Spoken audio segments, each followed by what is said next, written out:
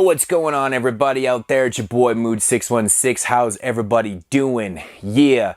This is just a little bit of a video intro. I just want to let everybody know that this is not a new podcast. This is not my podcast that you're about to listen to. This is my homeboy Mike and Venom's kind of side podcast from their main show, which is called No More Room in Hell. They do a side show called Fresh Cuts, which basically is just a show that they review brand new films at the time. Hence Fresh Cuts. This is the very first episode that I actually featured myself on, along with the homeboy Joey, who's actually only on probably about half the episode. Something happened with his kids and he had to leave. But Joey, of course, is from the Horror Mafia podcast, and he's a dope guy from Brooklyn. Big ups to Joey. But yeah, this review is actually originally recorded in, I want to say, May of 2019. And there's going to be a few more of these uploads and stuff. So what you're about to listen to, because there's no visuals to the podcast, is that show with the four of us on there reviewing the movie Us from 2019. Now, I think this is actually one of the greatest reviews, and it's not because I'm on the review, it's because of Venom. He actually went out of his way and watched the movie 4 times and completely blew my shitter out with, you know, the stuff that he noticed and things like that. But if you've kind of been on the fence about the movie Us, definitely give this review a shot. It might actually kind of, you know, change your mind, or, I mean, it's not there to change your mind, but maybe just kind of maybe focus on certain other elements of the movie and stuff. But yeah, this is a review of Us, Jordan Peele's Us from 2019, and I hope you guys enjoy. Deuces! That's a classic right there.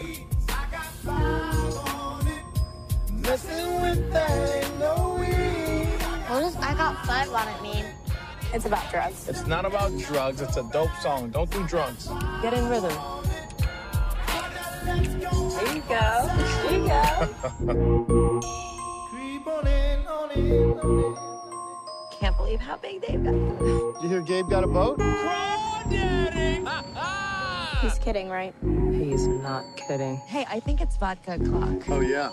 Where's Jason?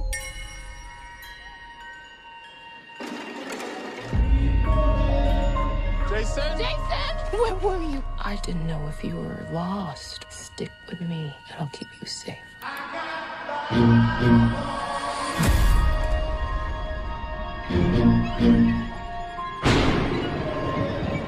There's a family in our driveway. It's probably the neighbors. But y'all scared of a family? Hi, can I help you? Zora, put your shoes on. If you want to get crazy, we can get crazy.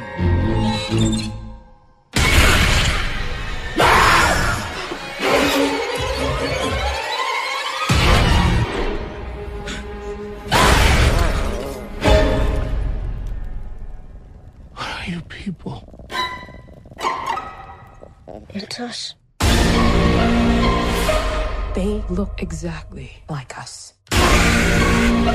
They think like us. They know where we are. We need to move and keep moving.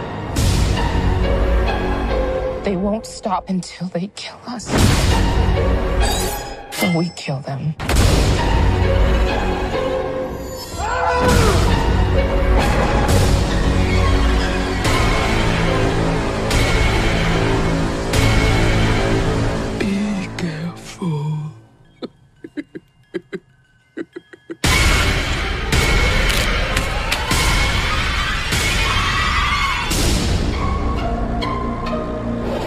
Hello, everybody, and welcome to the latest episode of Fresh Cuts. I'm one of your hosts, Mike. Joining me, as always, Mr. Venom. How's it going?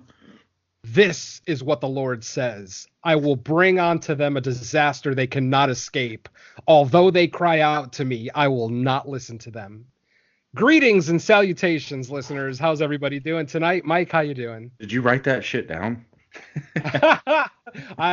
What's funny is that I found 8 different interpretations of that Bible passage, but we'll get into that later in the episode.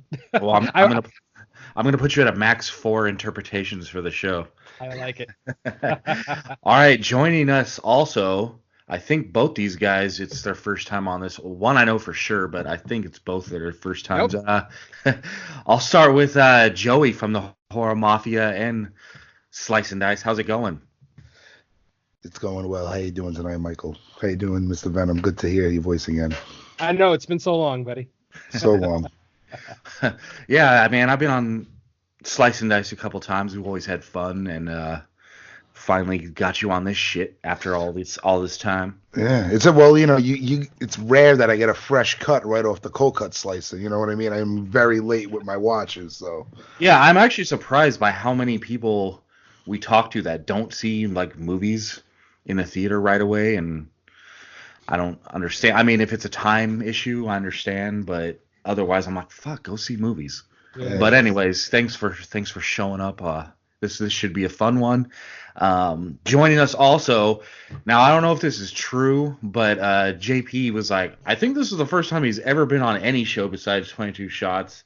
I don't know his complete biography, so that could be bullshit. But welcome to the show, motherfucking Moodz from 22 Shots of Moodz and Horror. Yo. What's up, man? It's the MOODZ representing the 22 Shots crew. I think this is the longest I've ever been on a recording and not talked. It's so bizarre when you don't have to host anymore, you know? I know, right? It's actually kind of nice. It's really nice, actually, but it is nice. Yeah. I just wanted to give you extra time to be able to not drink those shock tops. But you actually are correct, though. I have never made any appearances on other shows. It's mostly because I'm kind of a snob and really don't like people. So no, I'm fucking joking, man. To be honest, though, I've been asked lots of times. It's scheduling, man. It's usually scheduling. People record at the times when I absolutely cannot record. So I don't get asked a lot. I'm known as the guy that can never record. So it is what it is, man. It is what it is, right? I think for the longest time I didn't realize you were on the West Coast. Yeah. I didn't realize you were either. And then you're like, I'm in Sacramento, and I'm like, really? You're in the armpit of Cali? That's pretty cool. But at least we're in the same time zone, which is unusual for me because I would say 95% of the guests that we have on my show are from the East Coast, so they're all relatively in the same time zone. So it's easy for them to get together and shit. And I'm always the burden. Yeah, nice. When I first started, like a couple shows ago, years ago, I swear I was like the only person on the West Coast, and it was always a headache. And now there's more people popping up, and it really helps. And now I know how all the East Coast people feel when I was the one West Coast guy fucking everything up for everybody. So. Well, if Mike is in the armpit of California, I'm in California's crotch. LA? LA, my friend. Nice. Wow, a show of West Coasters, man. That's very unusual. Not bad. Yeah. Not me, though. I'm coming in from good old Brooklyn, New York, so nice. Sorry. It's 10:17 p.m. You usually record hella late anyway, though, right? Yeah, because I don't get on the horn until after the kids go to bed. You know? Yeah. So this is like normal recording time for you, or even earlier than you usually record. So it worked out pretty well. Yeah, like I said, this should be a fun episode. We are covering the newly released Jordan Peele flick, Us. So, I mean, unless you're under a rock, you probably were anticipating this one. Hopefully, everyone that's listening has seen it already, because, of course, we will be getting into spoilers later. But we will do what we always do and start off with just general thoughts. Venom, no surprise. I always kick it to you first, even though we have a full cast. But I'll just stick with the tradition. Give me your general thoughts on the movie. What did you think of it? And you actually have seen it multiple times, right? I have actually seen this movie 3 times already. 3 times in 4 days. Yep. I'm a glutton.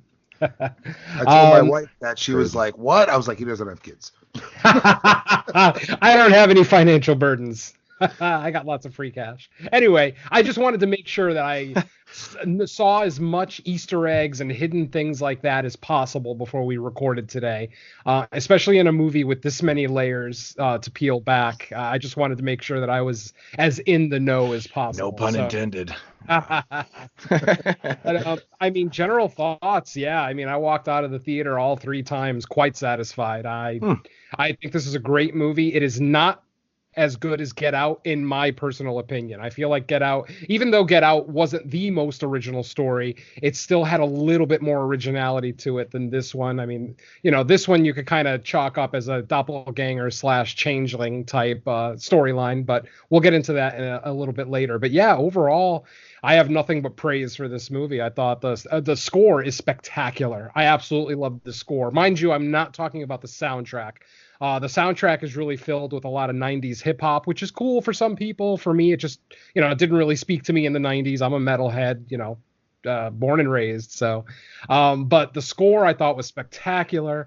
Performances are great, especially the fact that everyone in this cast had to play two characters really showed off some nice acting chops from a lot of the characters here. And even a couple of very surprising performances by some of the support cast. But yeah, I'm just gonna, I'm gonna keep it nice and short because I know our spoiler section is gonna be gigantic, but general thoughts, I loved it. Not quite as strong as Get Out, but I genuinely enjoyed it. Sweet. All right, cool. Joey, how about you? All right, so when I came out of it, I saw it one time. I think unfortunately I didn't get there as much. So when I got out of the theater, I was like, I got to talk to somebody about this, but did not have anybody to talk to at the moment. So I popped open my notes and wrote a little paragraph. So I'm just going to read that real quick to you guys. It's kind of stream of consciousness. Fascinating film, an artifact. This is a product of our time, skillfully made, tension from start to finish, acting is top tier, and I am on board with the characters. Score, one of the best. The way he pulls getting fuck the police in the film is amazing. Sorry, Jerry. I love old school hip hop. Writing is masterful. Yes, I like the sarcastic amount of humor. Think about real life. Many people laugh and converse at funerals, right? It's not the best horror film ever, that's for damn sure. But this is a contemporary piece of Americana. Just like the countercultural movement musically in the 60s, Halloween and the slasher craze in the 70s, 80s, Scream and the meta in the 90s, the reboots of the 2000s, yearning for the past, and now the present with movies like The Witch, Hereditary, and Us. Film that is changing the landscape of not just cinema, but society and the way we think about life and art. How many people, non-horror fans, have seen Get Out? Whether you like it or not, there's no denying the power behind art. Rant over. Joey, are you trying to turn this into the Faculty of Horror podcast? I think that encompasses my initial thoughts perfectly. I like it. I like it a lot. One of the most prepared general thoughts I've ever heard. Well prepared, excuse me. That sounds like some spoken word, angry poetry so many night. People are like, what do you think? What do you think? What do you think? And it was just like perfect. I'm like, hold on, let me just text you something. Screenshot my notepad. Like, nice. All right, cool. Well, Moodz, you are up. What did you think generally of Us? I enjoyed the hell out of it. And I don't know, man. I feel like I might be in the minority here, but I actually prefer this to Get Out. And not to take anything away from Get Out, I thought Get Out was a brilliant film, but I think the ending to Get Out was a little bit. I would have preferred something else, but that's what kind of hurt it for me a little bit. But this one right here, I thought was a really amazing film all the way around. All the technical aspects of this film were just brilliant. I thought the acting was on point. The thing, when you look at a film like this and it's running 2 hours, you always fear that the pacing is going to be shitty. And in my opinion, the pacing wasn't shitty. I think there was one moment in the film where I felt like it lost a little bit of momentum. But overall, for a film that's pushing 2 hours, the pacing was fantastic. Again, the soundtrack was awesome. I mean, you got to give it up to, Peele's love for throwing in the loonies. I got 5 on it, man. And like his usage of "fuck the police" was really funny and well done, and things like that. But then going into the score, they whoever did the score, I'm not sure, but interpreted the I got 5 on it, and in the end battle scene and kind of thing, and that score was fucking phenomenal. Actually, the score right through the whole film was amazing, but that piece of music was just mind blowing to me. It was awesome. Was it I got 5 on it, or I ruled the world when they score? I got 5 on it. At the end battle, the end battle. That is an interpretation of I got 5 on it. It's like a symphonic. They use strings and heavy symphony and real deep drums and shit. And that's fun. And like right away I was like, oh fuck, man, that's really cool, man. Yeah, that was awesome. love how he did how that was done. So Even the battle was, the way it was choreographed and dance Yeah. and all that, it worked for so sure, well. man. It really sucked me in, man. I'm one of those film watchers that when I watch a film, I don't just pay attention to what's on the screen. I'm always looking around in the backgrounds. And I mean, this thing right here, it was right in your face, but the opening shot of the TV, you get to see the Goonies VHS tape and Nightmare on Elm Street and the Chud tape and things like that. And I'm like, I love shit like that. I'm always the guy that notices posters and little weird things in films and shit. I'm always looking. I love when directors do that. They put those little things in there because it's showing his love for the genre. And the Goonies happens to be my favorite non-horror film of all time. So I was like, he's a Goonies fan, man. That's amazing. They also like these little set pieces that they add in, these little, Easter eggs, whatever you want to call them, add depth to it too. Like, and it's been done for how many years? Like in Tennessee Williams' The Glass Menagerie, above the fireplace is a picture of the father who left 17 years ago. 17 years ago, and a picture of this dude just sits there looking down upon the family, and it's like, it's there for a reason. Obviously, that's a big one, but here, think about it, like Chud. I mean, Underground, all that, you know what I mean? Like, all three movies that were there on the left side of the television all have connections to this movie. Moodz, I don't think it was A Nightmare on Elm Street. It was actually The Man with Two Brains. There is a Nightmare on Elm Street tape sitting there, though. I didn't notice it. I only noticed 4 tapes. Yeah. It was Chud, the man with two brains, the Goonies, and then there was a blank tape with a label on it that said The Right Stuff. Yeah, I saw the Right Stuff one. There was a Nightmare on Elm Street. It was on the right. It was on the right-hand side. Yeah. Come on, you saw it 3 times. I did not notice a video on the right side, honestly. I was so fixated because the majority of them were on the left, so I was trying to catch as many of them as I could while the camera's panning, forward.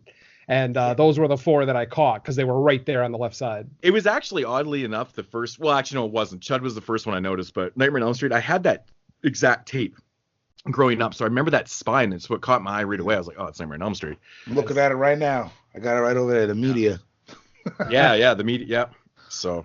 But I mean, we'll get into it a little bit later as far as the 3 movies on the left, how they're connected to this movie, because they all are connected. Obviously Chud is very obvious, but the other 2 are a little less obvious. Yeah, for sure. Right. I just want to talk briefly about my cinematic experience, man. I swear to God, man, like me and the homeboy, I got a buddy named Dylan, Godzilla. Mike knows him. We go to see everything together, and we're contemplating on writing a book about our experiences, because every single time we go to the cinema to watch a movie, some shit goes down. We're always sitting in there with a bunch of shitheads that are trying to ruin shit. This time around, we're sitting together, and there's about 6 or 7 girls sitting just a couple seats down in the same row, and they are overly obnoxious. Like, read through all the trailers and stuff, I'm like, okay, well, they're probably gonna shut the fuck up, but it never does let up. They're talking, they're laughing, they're on their phones, they're on their iWatches, they're on all this shit, and through the whole fucking movie. And they're those type of people that are laughing not just at the comedy, but every other part possible, all the scary parts and shit. And Dylan's like, man, it's typical fucking people, they just don't want to be scared. They don't want to get into it. They just want to fucking laugh at all the shit. But it was like 2 hours. I was in one of those moods where I didn't want to say anything. And I have before, many times in the past. I've told people to shut the fuck up and get the fuck out of the theater before, because I'm like, dude, this is ridiculous. Like, I'm paying like $11 to watch this shit. Shut the fuck up, right? Like, really, you can sit there for 2 hours and not be on your phone. It's ridiculous. And I was in one of those moods. I think I left it too long, because it was about an hour in when it got really, really bad. They were doing it through the whole thing, but it was about an hour in, and I felt like I'm just going to disrupt the whole herd here. Right? Like, I just felt like I was, if I said some shit, then how packed was your theater overall? It was, I would say, probably about 70% full. It was pretty full, considering what type of film it was. I mean, the crowd was a lot younger, which didn't surprise me because it's spring break here, so there was, that's why there was a lot of kids there. But what you said is very important about this film and the audience that it's reaching, because all of us here are over 30 or over 40 years old, right? Yeah. So, like, kids in high school are going to see this film. You know what I mean? This is reaching a mainstream audience, and it's crucial for the genre and the message that it's trying. And the question is, will these kids understand the film? They don't need to understand, because on the surface it works, you know. Well, I can guarantee these 6 bitches didn't, because they didn't pay attention at all. Yeah. Right, but I mean, bet when they go to school on Monday, they're gonna be like, "Oh my god, I saw fucking, crazy out." Exactly. They're like, there's this weird guy with a big red beard behind us, like he was trying to hit on us. Oh yeah. That's what I do when I go to the cinema. I go to the cinema and hit on chicks. He was trying to offer me some orange can beer or some shit. Actually, so I saw it this morning. So it's Sunday morning, first showing at about 10:30, and usually it's pretty scarce in general. There was more than usual, probably just because this is a bigger hyped film, and there was one moment like early in the film, I can't remember, because there's bits of comedy in this movie where someone says a joke or something, and there was that one moment where, like, when something in a movie or something funny in a movie happens and you expect people to laugh, but then there's almost that overreaction laugh, and you're afraid, like, is this going to happen for every fucking joke in the movie? Exactly. Yeah. Luckily, it was just that one, and then the rest of the time it was more like the normal laughing reaction. I was like, all right, cool. I got a decent crowd for this one. But yeah, Moodz, man, I've been through that same experience so many times where just people just won't shut the fuck up, and it's like you're on the fence, like, do I want to say anything? Is it just going to make the disruption worse? What the hell should I do? So I know, right? Like, I never want to be the dude, that tells people to shut the fuck up. But so we went to see The Quiet Ones, and of course there was these 3 girls in front of us, and they were shit faced, like totally. You could smell the fucking booze on them. It was ridiculous, and they were being really, really obnoxious and really loud. And The Quiet Ones, I'm sure we've all seen it, is a super quiet film. Like, you have to be quiet. Like, everybody, you guys probably all had the same experience if you've seen it, but people literally stopped eating in the quiet parts, right? And as soon as the score would kick in or something, people would start fucking digging into their popcorn, like, oh, I got to eat that shit. I don't want to disrupt the Quiet Place? Quiet Place? Or is this something different? Am I saying The Quiet Ones? Quiet Place, yeah. Yeah, sorry. I don't know what the fuck I was saying. I know what you meant. I was trying to think in my head, like, did I miss a fucking movie called Quiet? I think there is a movie called The No, Quiet there Ones. absolutely is, from 2011. It's fucking great. It's so funny because I was literally thinking A Quiet Place, even though he didn't say that. That's so weird. I don't know why he said that. He was talking about Quiet Place, but we reviewed it on the podcast, and I've talked about this movie a million times with people, but yeah, it was one of those things. But anyways, one of the chicks gets up, and you can tell that she was going to puke, right? And her friends, after like 20 minutes, were like, "Where's Shelly? Where's Shelly? Fuck!" And then they went to go find her, and they never came back. So I was like, "Oh, that one kind of worked out." But it was like a half an hour of like seriously gritting on me, man. This is like the quietest movie, and you won't shut the fuck up. It was terrible, but. I had a weird experience during Hereditary where people are laughing. I'm like, what the fuck is going on? And then somebody was like, whoever enjoys this kind of movie is sick. The people who made this movie are sick. It's like wacky comments like that, and people laughing like, this is so stupid. If someone stood up and said that in my theater, I would actually get some enjoyment out of that, just for the freak show factor. I was living. Oh, I did. That happened to me at the Blair Witch Project. Some guy about a half hour into the movie stands up and goes, "I can't believe you fucking people believe this shit." Apparently, this guy was still under the belief that the Blair Witch Project was actually a documentary. I stand up and I tell him, "Asshole, it's fucking fiction. Look into it." And literally, like, a few people around me applauded, and the guy just leaves with his tail tucked behind his, between his legs.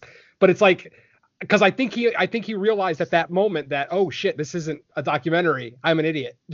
I bought into the marketing, so But yeah, that's annoying. I mean, how are you going to disparage an entire movie theater for watching a film that you yourself paid to watch? Idiots. Yeah. Oh shit, man. The funnest thing that's ever happened for me is I saw Reservoir Dogs on like a flashback weekend, and some guy dressed up like fucking Mr. fucking what is it, Blonde, and did the fucking dance during the ear cutting scene. He like got up in the aisle and actually did a dance with like a fake razor. It was fucking ridiculous but funny. All right. Well, I know we got off on a tangent there, Moodz. If you're, are you pretty much done with your general thoughts? If so, I'll throw mine Yeah, out there. I mean, I'd definitely recommend it. You know, Cool. spend your hard-earned money on it. It's worth it.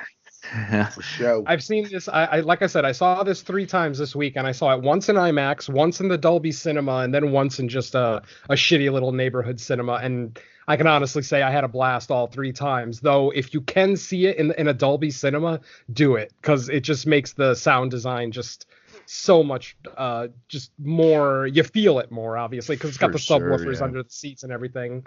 But yeah, all 3 experiences were great. I had sold out theaters for my Thursday and Friday night viewings, and then when I saw it today, it was almost empty. I was actually kind of surprised. There was only, I mean, it was probably only 25% full at best. Which, I mean, mind you, I don't care that much, since that's the shittiest theater that I went to. I'd rather have the empty theater anyway. But yeah, I was kind of surprised that after selling out the first 2 I went to, it was and it wasn't the first showing either. It was 12:45. 12:45 on a Sunday, I always figure is going to be a fairly popular time. Mind you, that's probably going to be more popular for families and shit to go see. And this being a horror movie is probably not exactly the first choice, on top of the fact that there's other family movies out right now, a shitload of them actually, between Lego and Dragons and Shazam and blah, blah, blah, blah, blah, blah. There's just so many options. Yeah, there's so many options for families to go see that, you know, I can't imagine there's going to be a lot here. But I was still kind of surprised at the lack of attendance today. All right, cool. Well, I mean, as far as me, I'm going to echo what everyone pretty much said. I had a blast with it. I think it's one of those movies where, you know, if all you get out of it is what's on the surface, you're still going to have a good time with it. But obviously, there's so much there to be dissected and discussed. I almost feel like this is a type of movie where when the credits are rolling, the first thing you want to do is go back and watch it again, because you know there's a lot of shit you missed. And that's even, like, I'll admit, like, you guys, there's some stuff like that's already been mentioned, and we're not even in spoilers, that you guys noticed that I didn't, as far as like videotapes like placed somewhere. And I read about it after the fact, because sometimes, you know, I'll go watch explanation videos or interpretation videos after the fact.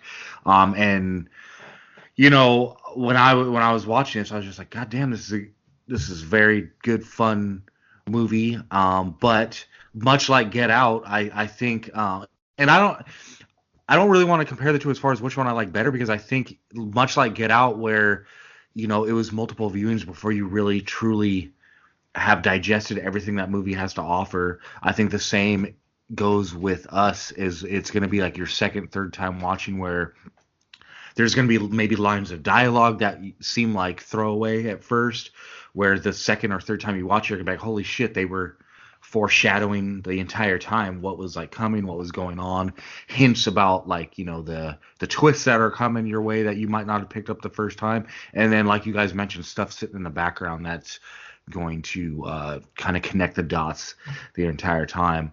And to me, the one of the best things you can say about a movie is, or one of the best things you can say as the movie's ending, is that you kind of want to go back and see it again immediately, just to catch things you didn't want. Because, I mean, the interest is there, and the fact that the movie keeps you interested in it. Because Venom, we've done like a lot of these fresh cuts, obviously, and there's a lot of movies that, like, we will say we like, and they're perfectly acceptable movies, they're serviceable, but a week or two later, you pretty much forget about them, or your immediate reaction isn't like, holy shit, there was so much going on, I need to see it again.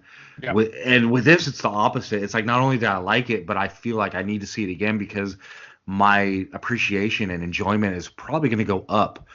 I don't see some movies, you see it a second or third time and you're like, okay, it's still okay, but what, you know, I don't like it as much. I'm predicting that it'll be the opposite for this, like it was Get Out, and that's really to the credit of Jordan Peele and his style of filmmaking, where he's giving you a fun movie on the surface, but there's much more to, you know, get into and figure out with multiple watches.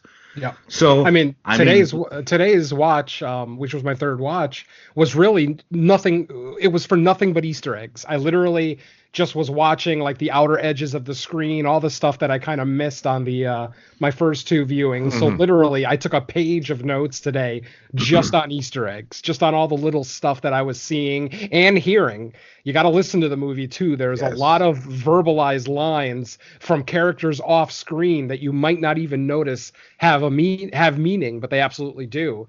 And some of them are Easter eggs too. So there's a shitload of Easter eggs. I counted about 50 to 60 of them, and I'm sure there's more that I missed. So I wish I had known I was going to be doing this review, or I would have taken notes at the time. So, well, obviously with a theater watch, you can't really take notes in the theater without bothering people. But for sure. Usually, as the end credits are closing, I'll just start taking quick notes on my phone. And today, for sure. Today was just a full page of just Easter eggs because I think I understood the movie after my second view.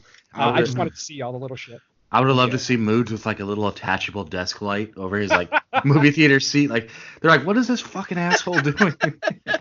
I think they should have a podcaster section in movie theaters so that we can have little desk lights, block it off from the rest of the theater so our light doesn't bother them. Hell yeah. Reviewers and podcasters section. I've literally done that though. Like, the credits are rolling. I'm quickly typing shit in my phone, and then I'll get out to my truck, and then I'll be in there and I'll be fucking writing everything down. And I'm like, shit, I hope I got most of it. I wanted to write it down. I guarantee I'm still missing stuff, but I feel comfortable that I got a lot of it.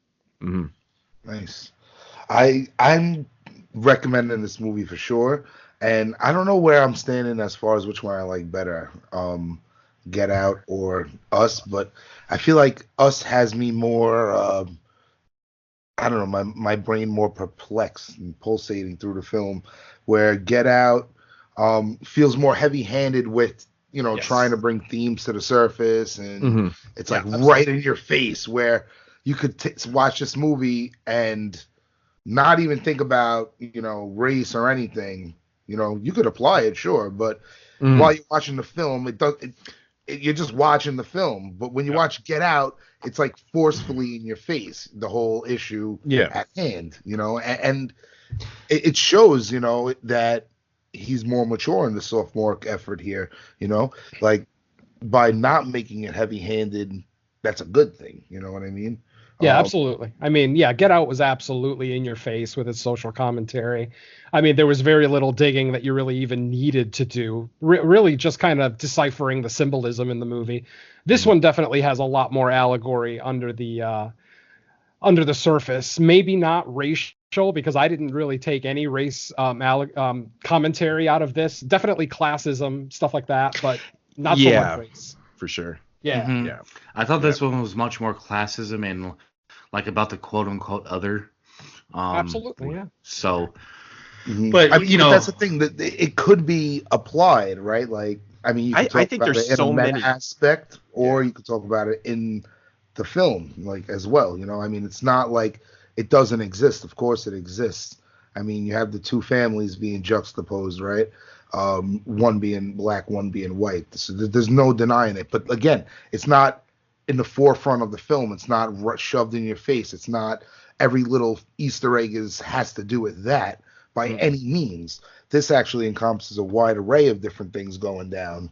And yes, classism definitely being one of them. But I also think many other things, like who we are, right, as individuals, because we look at ourselves, like we never actually see ourselves. Like we might see ourselves in a mirror, but we never actually see ourselves as like a physical entity acting out against us. Like, you know what I mean? No, absolutely. I mean, understanding of the self is definitely one of the major themes in this one as well. I mean, I already mentioned duality. I mean, you could talk about themes of jealousy and envy.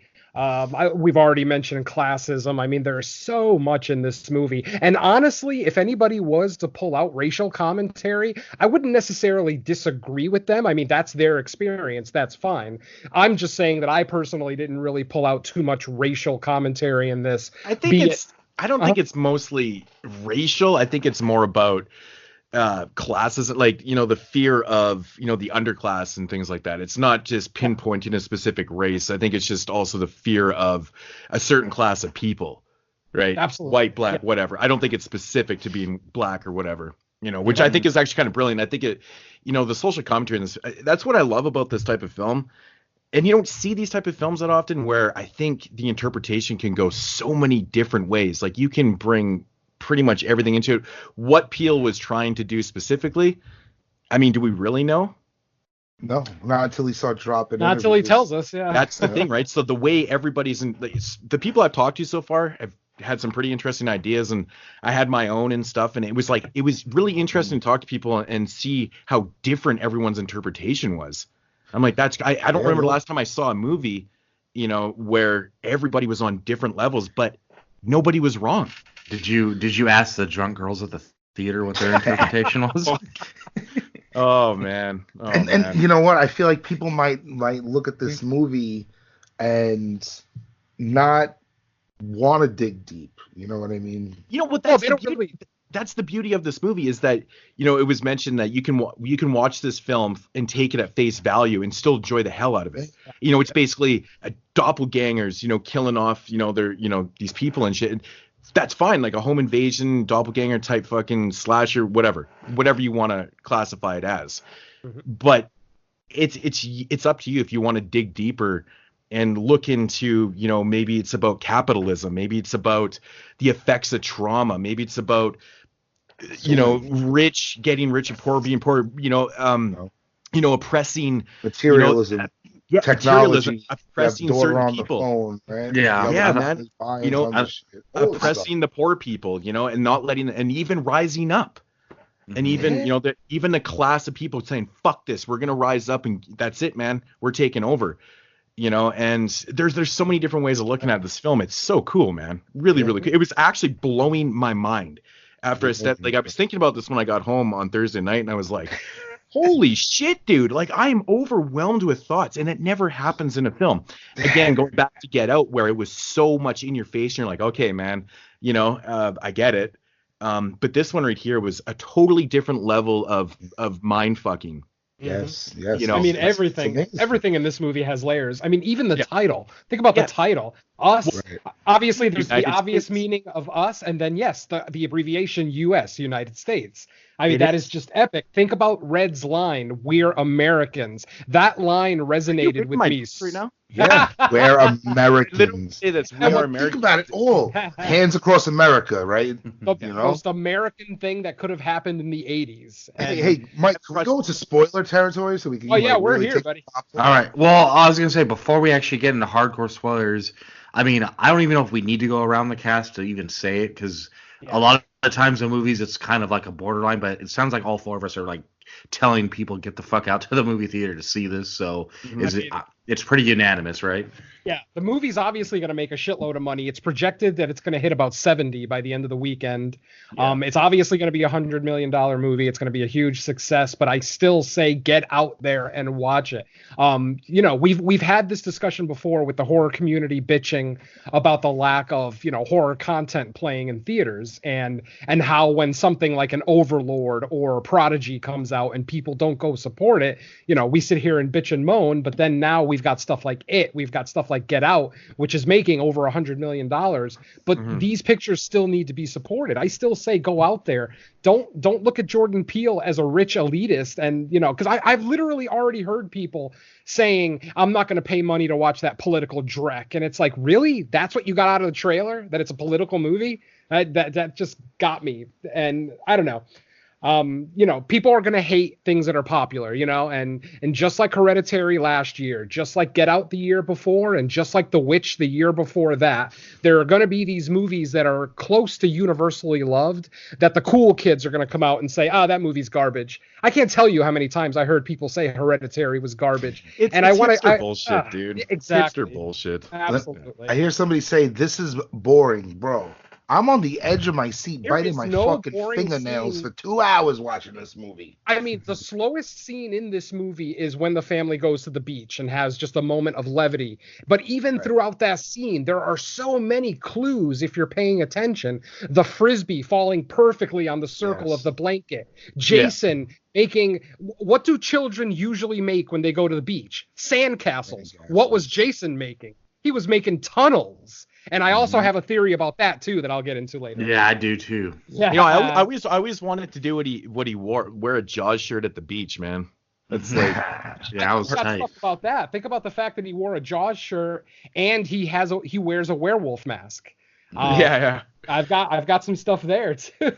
Dude, there's so much shit. Yeah, you can interpret it that a lot of different ways too. The mask, Absolutely. One thing when I was watching the movie, I kept trying to find Alice in Wonderland through the looking glass. I mean, obviously through the looking glass, the White Rabbit, you know. And then when the girl was looking at in the mirror and saw herself, I was like, oh shit, you know.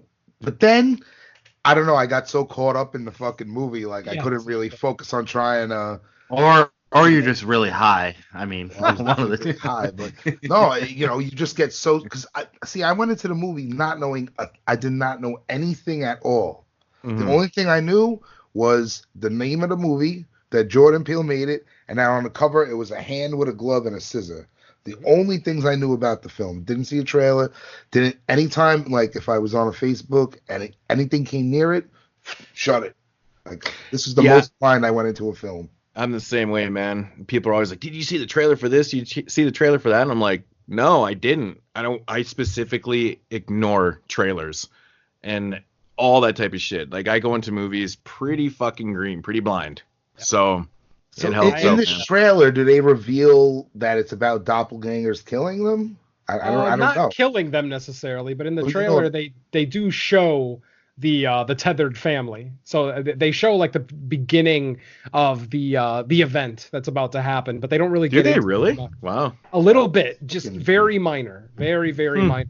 I mean, the line that Jason says, "They're us," that's in the trailer. So, I mean, Moodz, wow. Moodz, did you guys do a box office brawl on this? We did. Moodz We won. did. I came in and I was the highest. I think it was 55.5 or something. So I mean, not that far off. I mean, yeah. I mean, the final numbers aren't out yet, but it's projected to hit 70 by the time today is over. I'm sure numbers will be out in the morning, but yeah. Fantastic. Which is funny because Moodz, when I was listening to your episode and I heard JP and Jeremy give their numbers, I started laughing. I'm like, that's way too low. And then when you gave your 55, I'm like, that's a little closer. I was thinking 65 going into the weekend. You know, I was originally going to say 62, right? I still would have been good. Oh yeah, either way you're good. Yeah. Those guys way underbid, so yeah. You're golden. All right, There's Mike. so much to really like talk about because like I know. Where do we start? Literally start from the very beginning, and we're gonna be here all night long. Yeah, well, I mean, we'll just make the disclaimer now. We've kind of dipped into semi-spoilers, but now we're going hardcore, like plot points and details and all that shit. So if you haven't seen it and that's something you care about, stop the show now and come back later after you've seen the damn movie. Unless you don't care, because I don't know why, but some people don't care and they'll listen to it anyway. So let's go for it, fellas. All right, so I mean, you've got the movie opening up with some narration or some text on the screen about the thousands of miles of underground tunnels that are existing in this country. Some have been used and are no longer in use. Some were never used, and then there's one final line that says, "And some, were made without purpose," or something along those lines. And it goes into a commercial of Hands Across America. And when I made the statement earlier of Hands Across America is the most American thing to happen in the 80s, that's actually a quote from a newscaster from back in like the late 80s. I forget which newscaster actually said it, if it was like a Dan Rather or something like that, but it was definitely one of the national newscasters. And that statement definitely kind of stuck with me for, through the decades, because I did not personally take part in Hands Across America. I don't even remember if it even went through Connecticut, because I think it went from New York to Long Beach. So I'm not even sure if it even got to Connecticut. But yeah, I remember the event. I was 16 years old at the time. I remember it not being a success because there were gaps all over the country. They were not able to complete the Hands Across America, which then kind of made me contemplate the ending of this movie too, which obviously we'll get to a little bit. But like I said, we're looking at a commercial for Hands Across America. It's young Adelaide, who is of course played by Lupita Nyong'o. Young Adelaide is watching the commercial, and then they go to a scene with her and her parents at the boardwalk, and this is Santa Cruz. And this is one of the first, well, I mean, we've already gone over a couple of the Easter eggs of the videotapes sitting next to the television. Let's go over those. You've got Chud, which is very obvious, cannibalistic humanoid underground dwellers. Obviously referencing the tethered. And you're going to hear me use that term, and all of us use that term, the tethered, since that's what they call themselves in the movie. Mm-hmm. At one point, they call themselves shadows, which there's one particular shot in the movie that kind of references that whole thing, but we'll get into that in a little bit. And then, of course, you've got the man with two brains, which, if you remember, that's Steve Martin, who was basically psychically connected to a second brain, or tethered, if you will, and was able to communicate with this second brain. So you've got that kind of connection to it. And then you've got the Goonies. Now, with the Goonies, there's a very loose interpretation of Adelaide having to go underground to find her son, just like the Goonies had to go underground to find the treasure of One-Eyed Willie.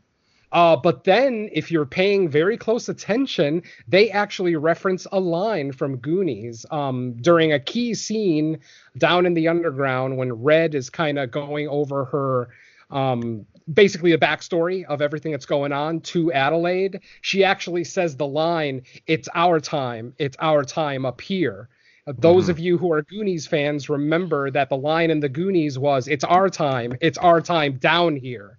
Yeah. So a direct reference to the Goonies, which obviously Adelaide was a fan of because she had the videotape in her room. So there you go.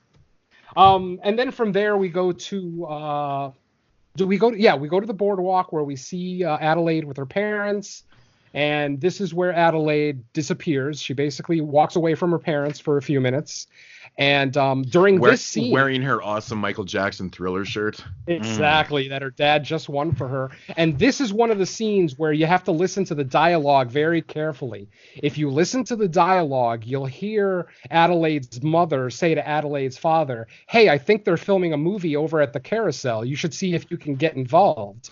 They are in Santa Cruz in 1986. Does anybody remember what movie was filmed in 1986? Lost Boys. Lost Boys.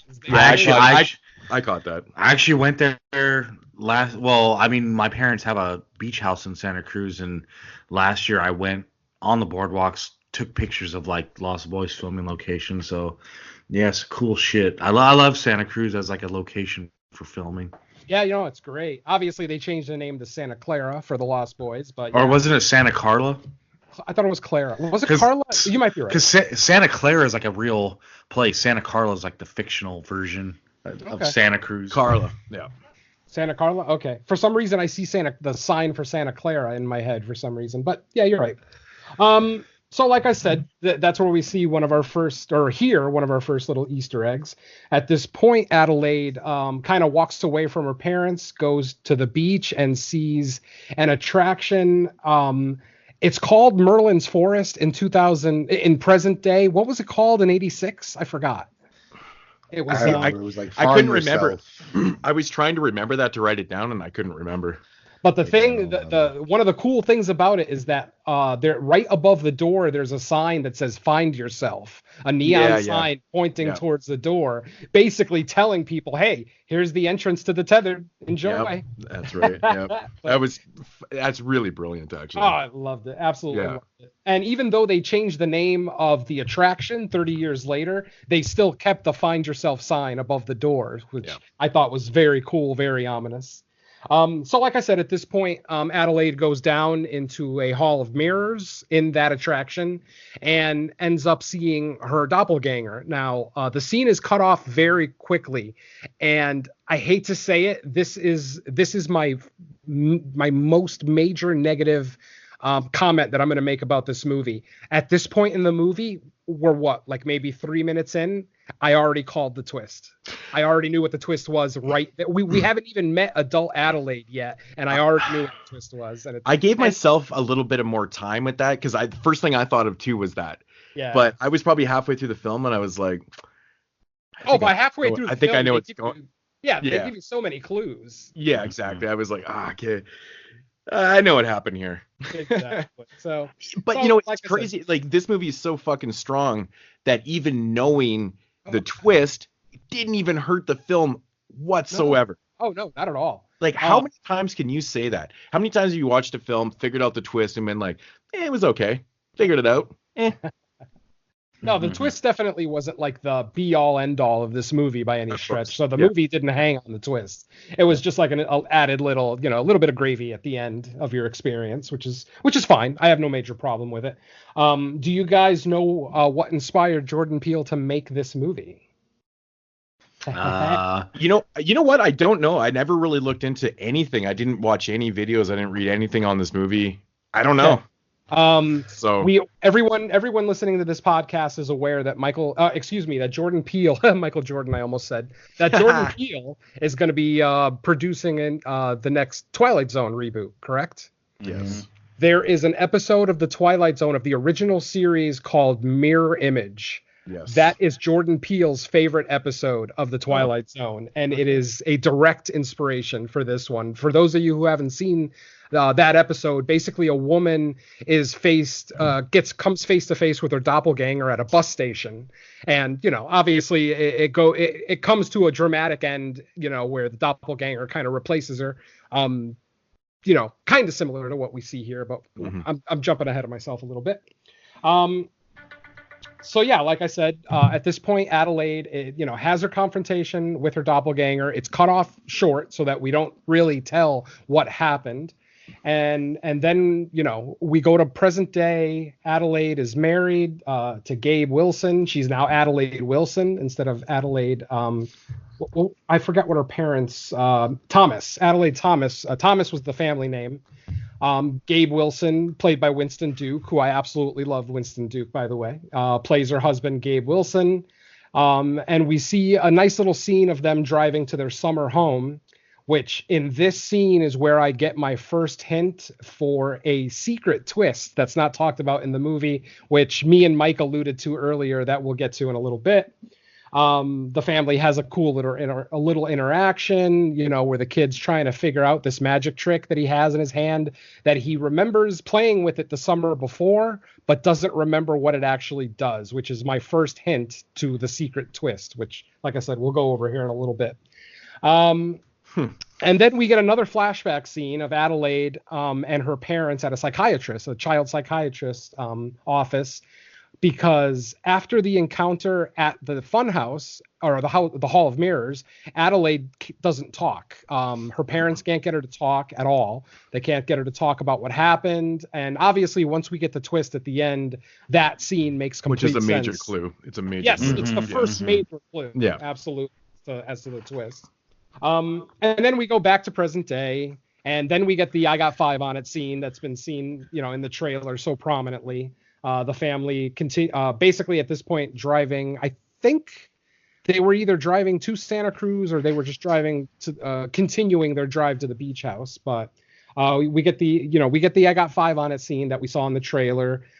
Jason uses the word anus, which is a word that he's never used before, which once again is another clue to our secret twist that we'll talk about later. And the family has a cool little interaction. Now, in this scene, we also get another clue to the twist in the movie. And I'm going to ask you guys, did you notice that when Adelaide was snapping her fingers to the song, she wasn't quite on beat?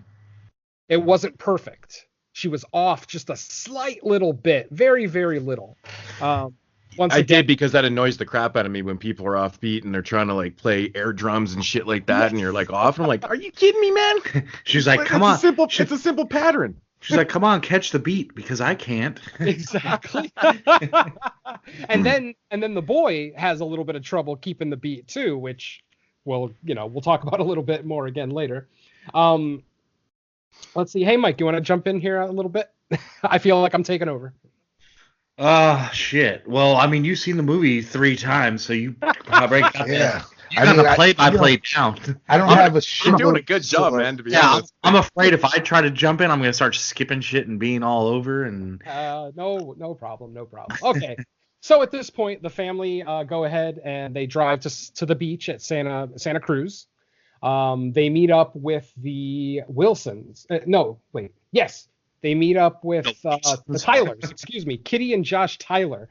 Josh Tyler played by Tim Heidecker from Tim and Eric Awesome Show, which I absolutely love, but that's a story for another podcast. And I actually thought he did a great job in this movie. Once again, another comedic actor who's giving us a great performance in a horror film. The performance was still moderately comical, especially his doppelganger, which was called I forget already. Let's see, Josh's doppelganger, Tex. Yes, Josh was called Tex, and we'll talk about Tex in a little bit here too.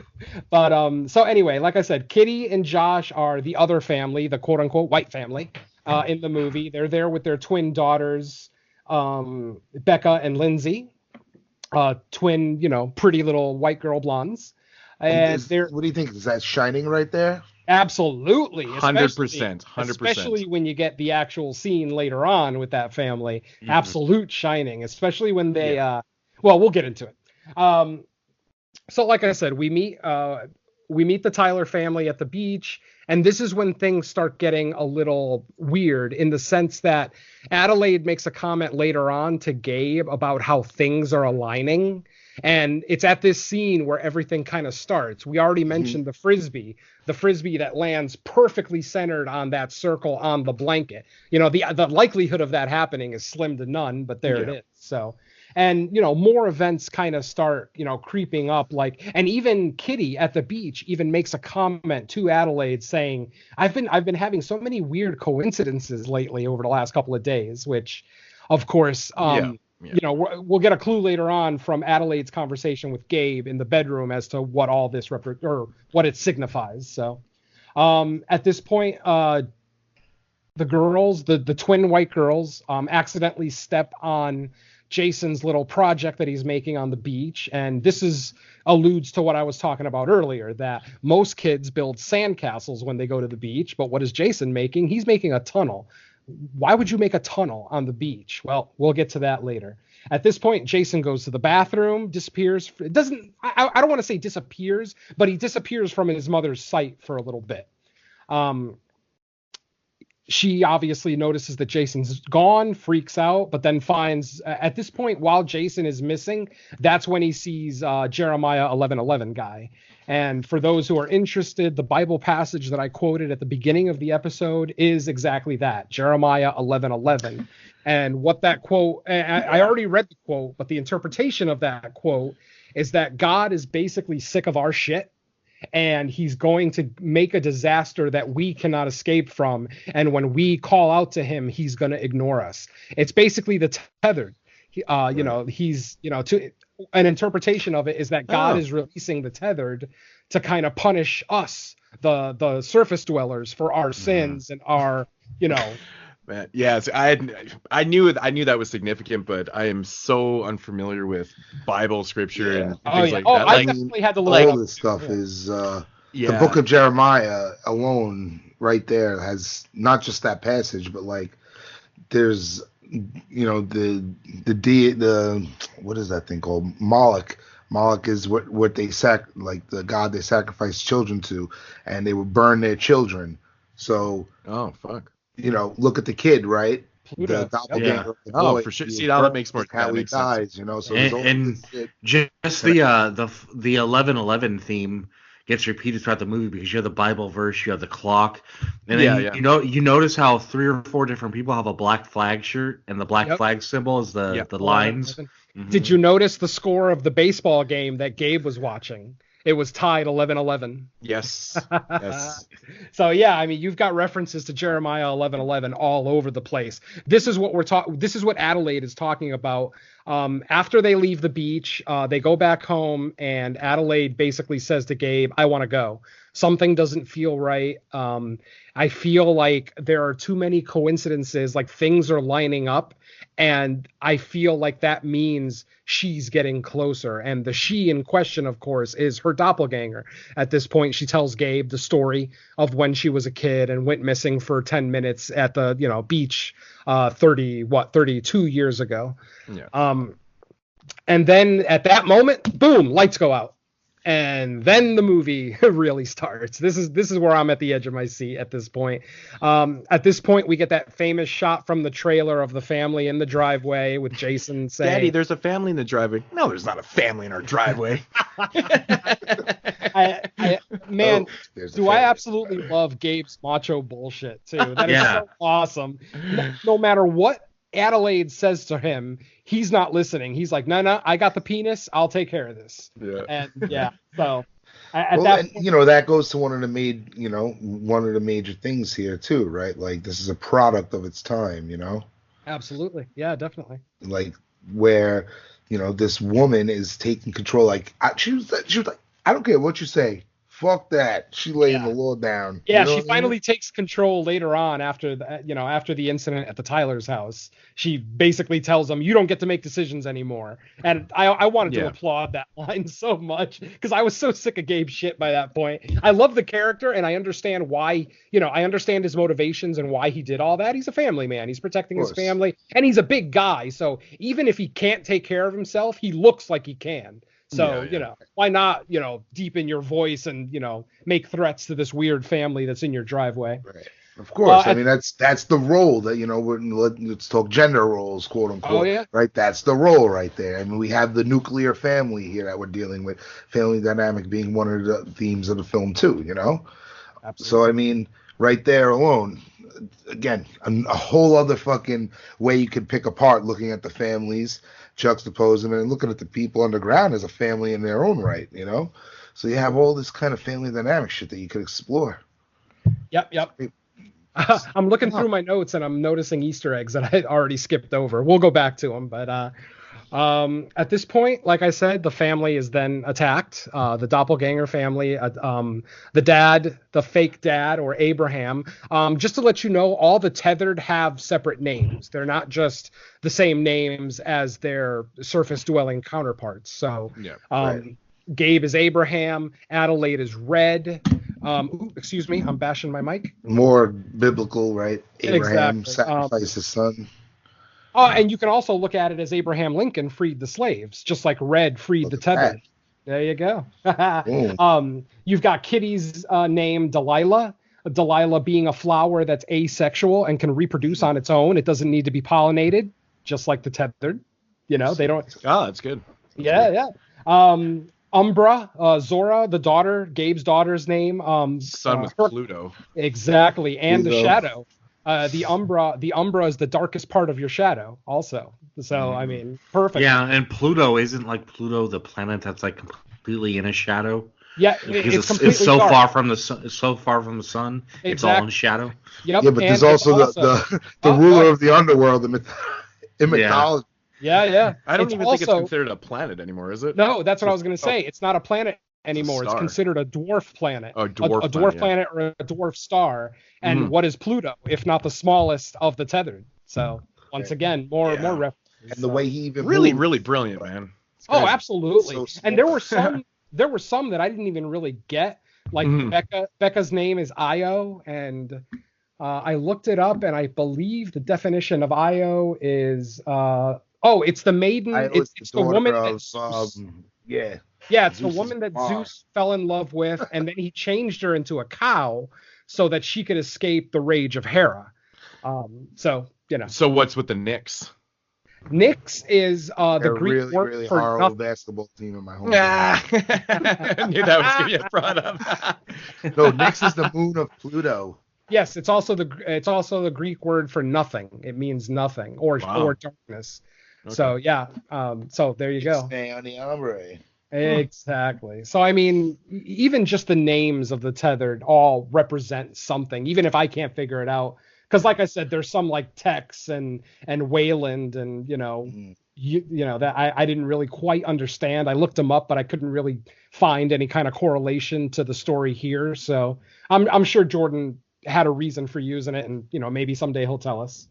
But so like I said, at this point we get this great scene with both families in the living room of the Wilson house, the Wilson summer house, mind you. This is not their normal house. This is just their summer house. So obviously both of these families have a lot of money. Obviously the White family has a little bit more. Their house is a little bit bigger. They just bought a new car, blah, blah, blah. They have a better boat, blah, blah, blah, blah, blah.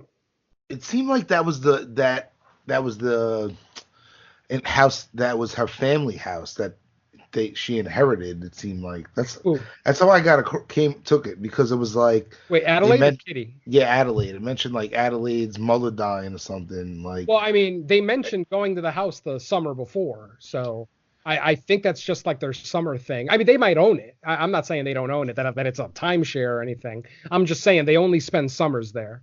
Because even Kitty and Josh, as nice as the house that they're staying in, they make the reference that they're only there for one more day. Right before, the obvious happens. So, like I said, we get that great little scene with the two families, and this is where Red speaks for the first time, the tethered Adelaide, if you will. And she kind of starts to explain a little bit of, her motivations. She talks about a girl living in the surface world, on her birthday, she would get beautiful toys that were fun, but the shadow, and she references herself as a shadow. The girl's shadow, the toys that she gets are jagged and her fingers are sliced when she tries to play with them. Everything is pun intended. Everything is a mirror image. It's also a clue too. I mean, up to that thing, she's the only one that's talking.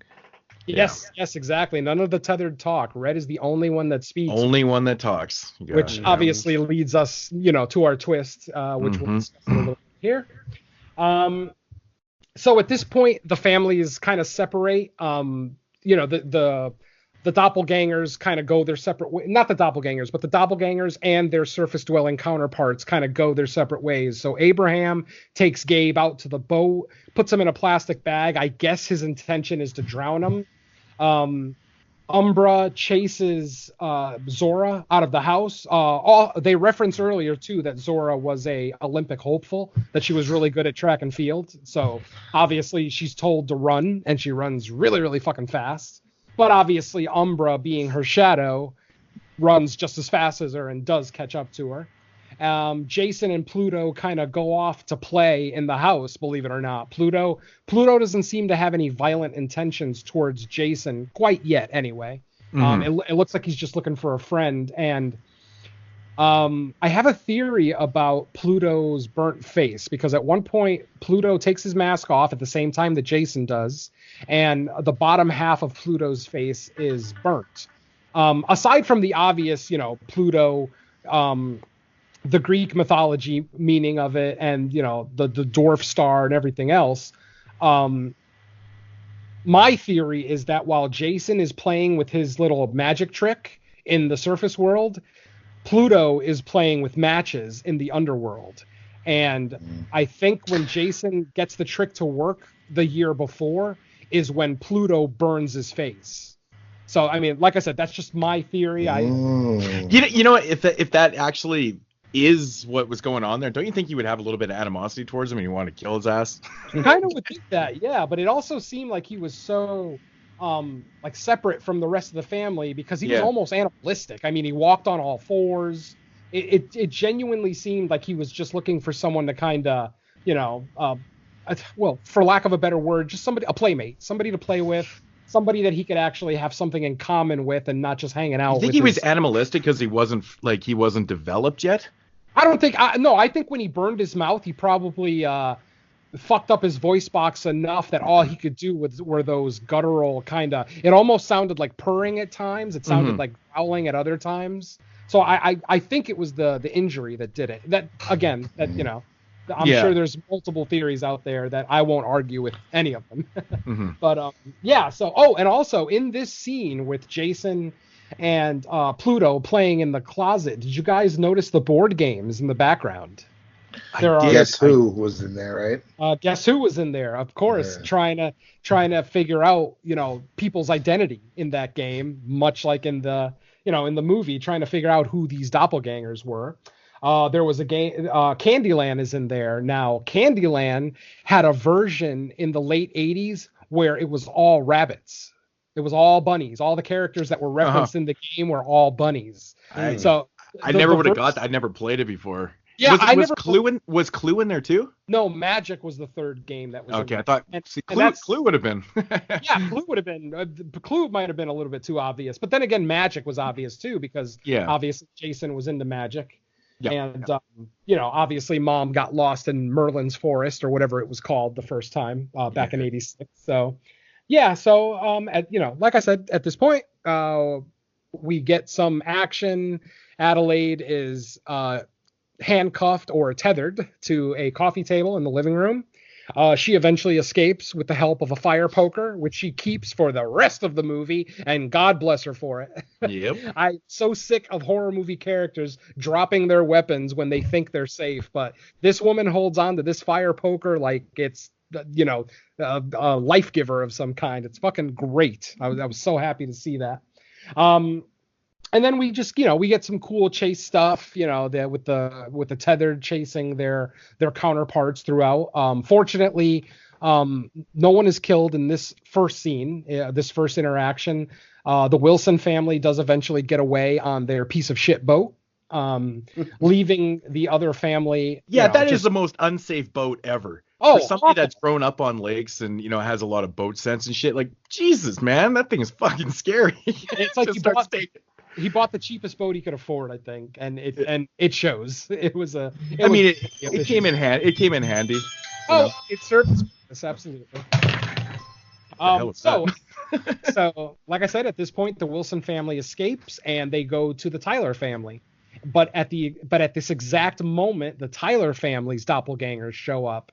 And they do not fuck around. They are not into stalking or scaring the family. I have to say right here, the scene where the fucking twins get killed, that shit was fucking awesome. I think that might be the best fucking scene in the movie. I was like, oh, goddamn. It was brutal as hell, and it was very deliberate, because it was no fucking around. Right? There was there's no theatrics to it. It was just like the doppelgangers just show up and straight scissors to the neck. And you're like, oh shit. That was another thing too. Another underlying theme. Did you notice that the tethered always attacked the neck? What was it that the tethered were most jealous of the surface dwellers for? Their voice. So they attack their voice box. Oh, okay.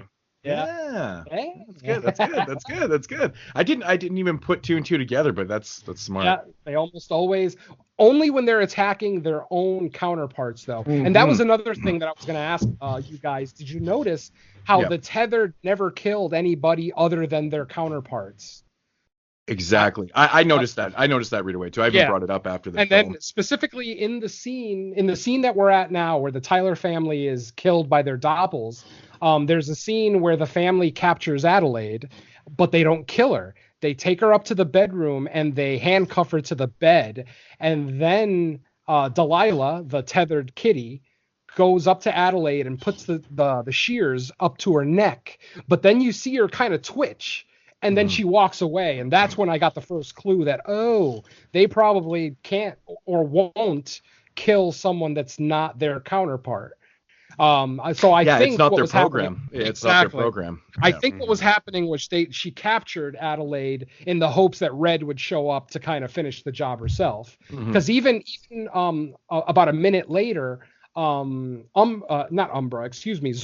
the real Zora, walks into the bedroom and is somehow Kitty gets the upper hand, and Kitty still doesn't kill Zora right away. She looks at Adelaide, smiles, and then goes to put the shears at Zora's neck. And at this point, Jason shows up with the most badass, what are those things called? Zygotes or something? I forget what they're called. Those rocks with the crystals in them. He grabs one from the table and just bashes the shit out of Kitty's head with it. Personally, I don't think Kitty died from that blow, but whatever. They got away. All was well. There was one more little interaction when Adelaide had to go back into the house to get the keys to the Tyler's SUV. And that's when they realized that one of the twin girls wasn't actually dispatched yet. And Mom takes care of that one. But again, another. Yeah, she was the one that fell into the glass table. Right. She looks back, she sees the empty table, and I was like, she fucking survived that shit? Damn. And let's see. And then we got some more little Easter eggs going on.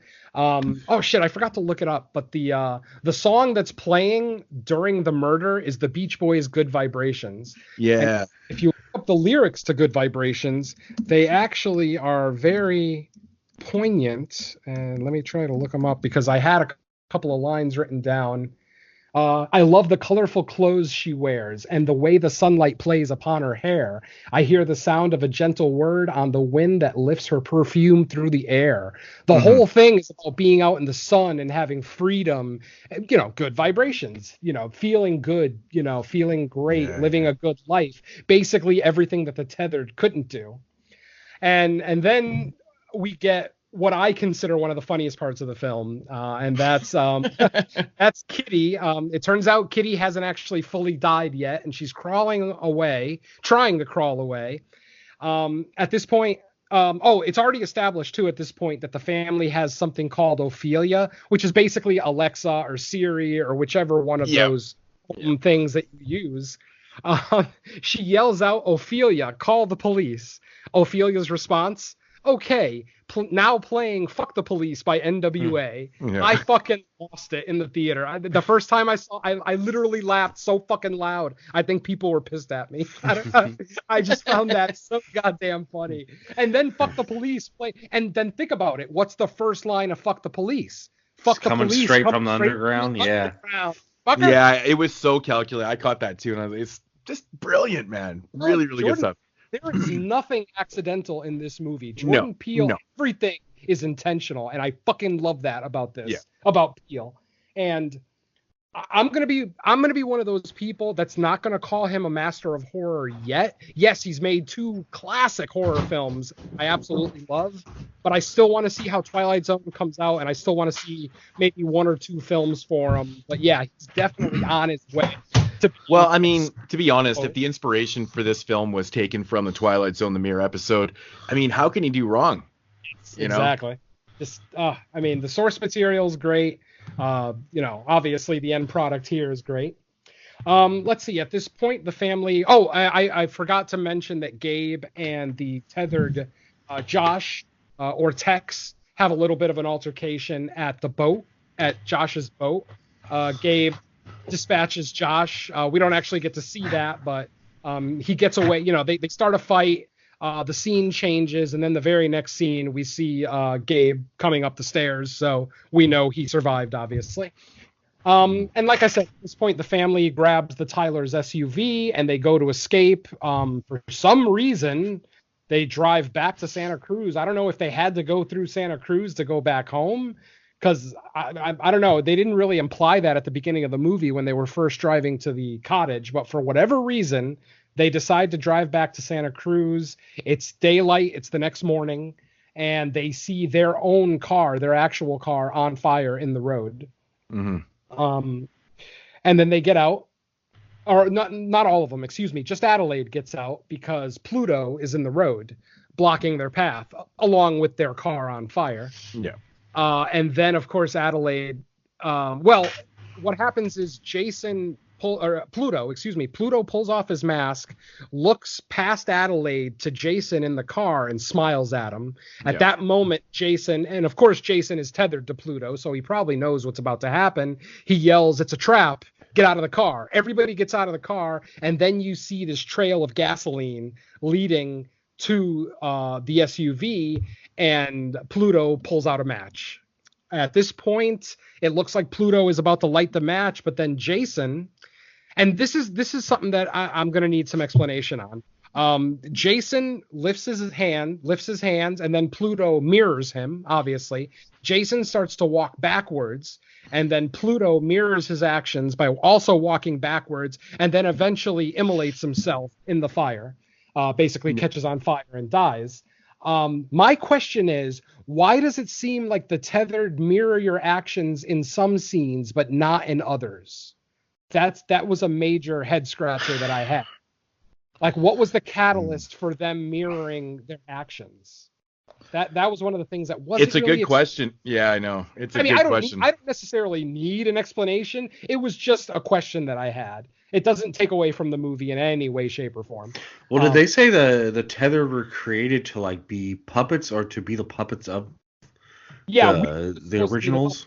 Yeah, when Red gives the explanation, it seems we might as well talk about it. Basically, Red gives Adelaide an explanation later in the film that lets her know that she never actually uses the word government, but I think we can all make the assumption that this was a government experiment. Yeah. Basically, where they were cloning Americans, every man, woman, and child in America. She basically says that the intention of that experiment was so that they could control us on the surface with our tethered selves down below. Mm-hmm. But little did they know that they could duplicate the body, but they could not duplicate the soul. So, if that's the case, then what I think the I guess quote unquote hidden twist that me and you were referencing would be, it'd be further evidenced by this scene when he's doing this, and then the Pluto that is going backwards into the fire, which would give more credence to the theory that he was actually switched to at some point. Yep. Spoiler. Yeah. I mean, I guess spoiler of the spoiler section is there is a theory going around that he was actually switched at a previous summer too, and he's actually, or the son that we think is a legit son is actually the tethered son as well. Yeah, and there are clues. I thought about that too, but then the end of the film, is it just because he gives? I think the end of the film supports that theory.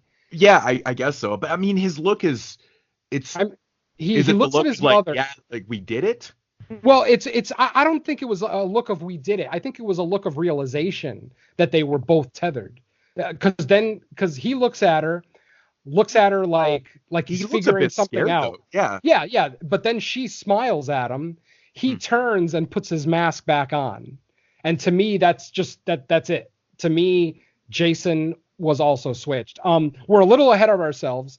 We didn't explain that the major twist of this movie is that Adelaide and Red switched back in '86 when they were a child. You remember earlier when I said that scene was cut off. Well, we get the rest of that scene in small increments throughout the movie.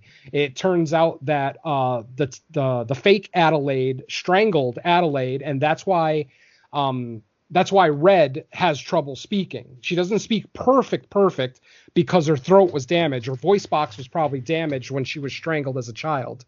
Yeah. So that's our major twist, that Adelaide is actually a tethered the whole movie.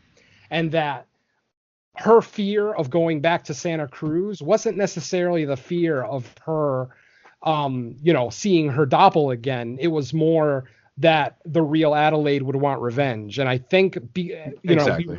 We referenced everything about things lining up and all the coincidences and everything else. And that's kind of what it's leading up to, is that Adelaide knew, or should I say the real / fake Adelaide kind of realized what was about to happen. And obviously when we see Jeremiah 1111 guy standing at the beach after we had just seen his dead body put into an ambulance, it kind of starts to give us a little bit more clues that it's not just this family that this is about to happen to, that it's going to be a more global thing, as it actually does turn out to be. So, at this point, Pluto dies. Red then kidnaps the child. Oh, I totally skipped Gabe killing his doppel. Gabe kills his doppel on the lake boat with the boat engine, with the propeller on the boat engine, the outboard motor. So nice kill on that one. Oh, I love that kill. Great sound design on that kill. That sounded awesome. So sorry about that, folks. I skipped that part. But anyway, we're back. For a big man, he can sure tread water for a long time, though. Not bad, actually. Yeah. I'm actually surprised that Abraham didn't drown for as long as he was being dragged by that boat. I was kind of surprised that he actually still popped up. But it's a horror movie. You have to expect them to pop back up. So I'll accept it. And like I said, we get the reveal that Adelaide is not the real Adelaide, that she was switched as a child.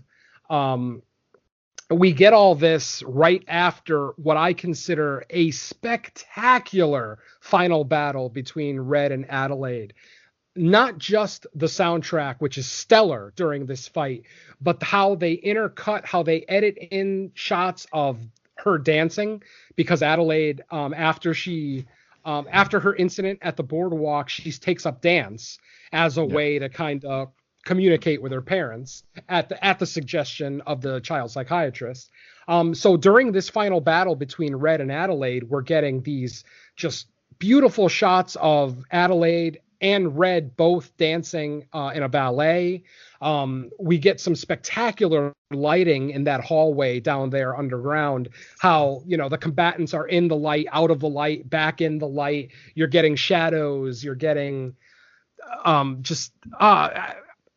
watching it today, I literally was in awe of that scene, because even after watching it a third time now, the editing and sound design in that scene is so stellar. It's amazing, that final battle. So like I said, Adelaide gets the upper hand and kills Red. Basically stabs her with the fire poker that she's still holding. God bless her. And then strangles her with the handcuffs that she's been wearing for basically the second half of the movie. Adelaide's basically wearing those handcuffs because Red has the key. At this point, after she strangles Red, she pulls the key from around her neck and releases herself. And then she finds Jason hiding in a locker down in the underground tunnel area. So, at this point, then we're slowly fed a montage of the scene in 86 where we finally find out the twist that Adelaide was switched out. And then, basically the movie ends with the family driving away. By the way, did you notice that the family took refuge in an ambulance, which was the toy that Jason used in the closet? The door stopper. To keep the door from closing on him, yeah. And what saves him at the end? An abandoned ambulance. So, everything comes full circle in this movie. Like I said, at this point, then we get the film's epitaph, which is basically a shot of kind of a mountain range in some part of the country. We're not sure if we're actually still in Santa Cruz or if we're a different part of the country, but we see the tethered hand in hand doing the Hands Across America thing. Because like I said, Adelaide was so obsessed with it as a child. I mean, she had the t-shirt, so she obviously took part in it. For those who don't know, if you took part in Hands Across America, you made a $10 donation, and that reserved you a spot in the chain, and you got a t-shirt, which was the actual t-shirt in the movie.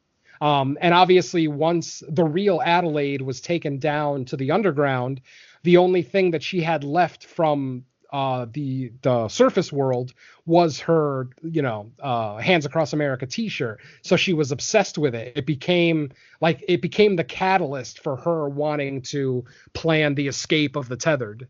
Yeah. And, a lot of people are kind of looking into that final image and its meaning and everything else.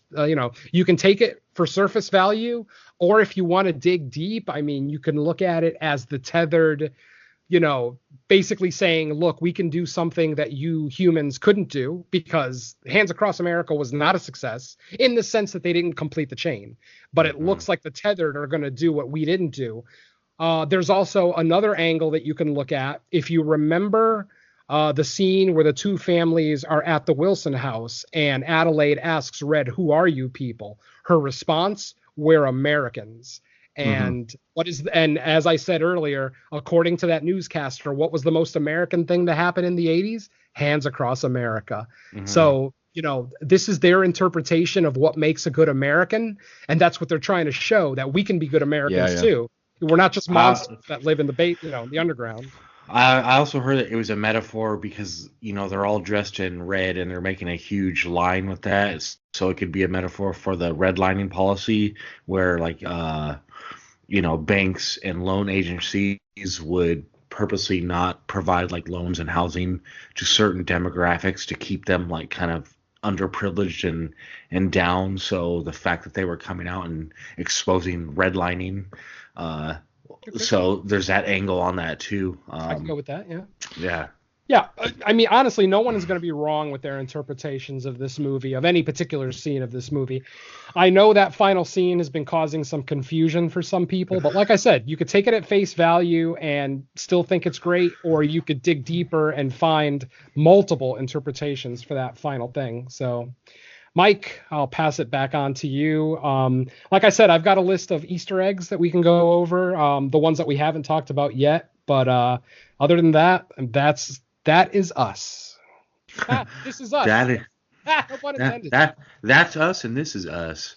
No, I mean, yeah, it's just one of those movies. Like, I mean, Venom, you definitely have the advantage for seeing it multiple times, because, I mean, this is just one of those ones where, like, the details are going to arise with multiple viewings. Oh, yeah. I just think it's another masterclass in filmmaking. If you ask me, I love the fact that nothing's intentional. I read that a theory.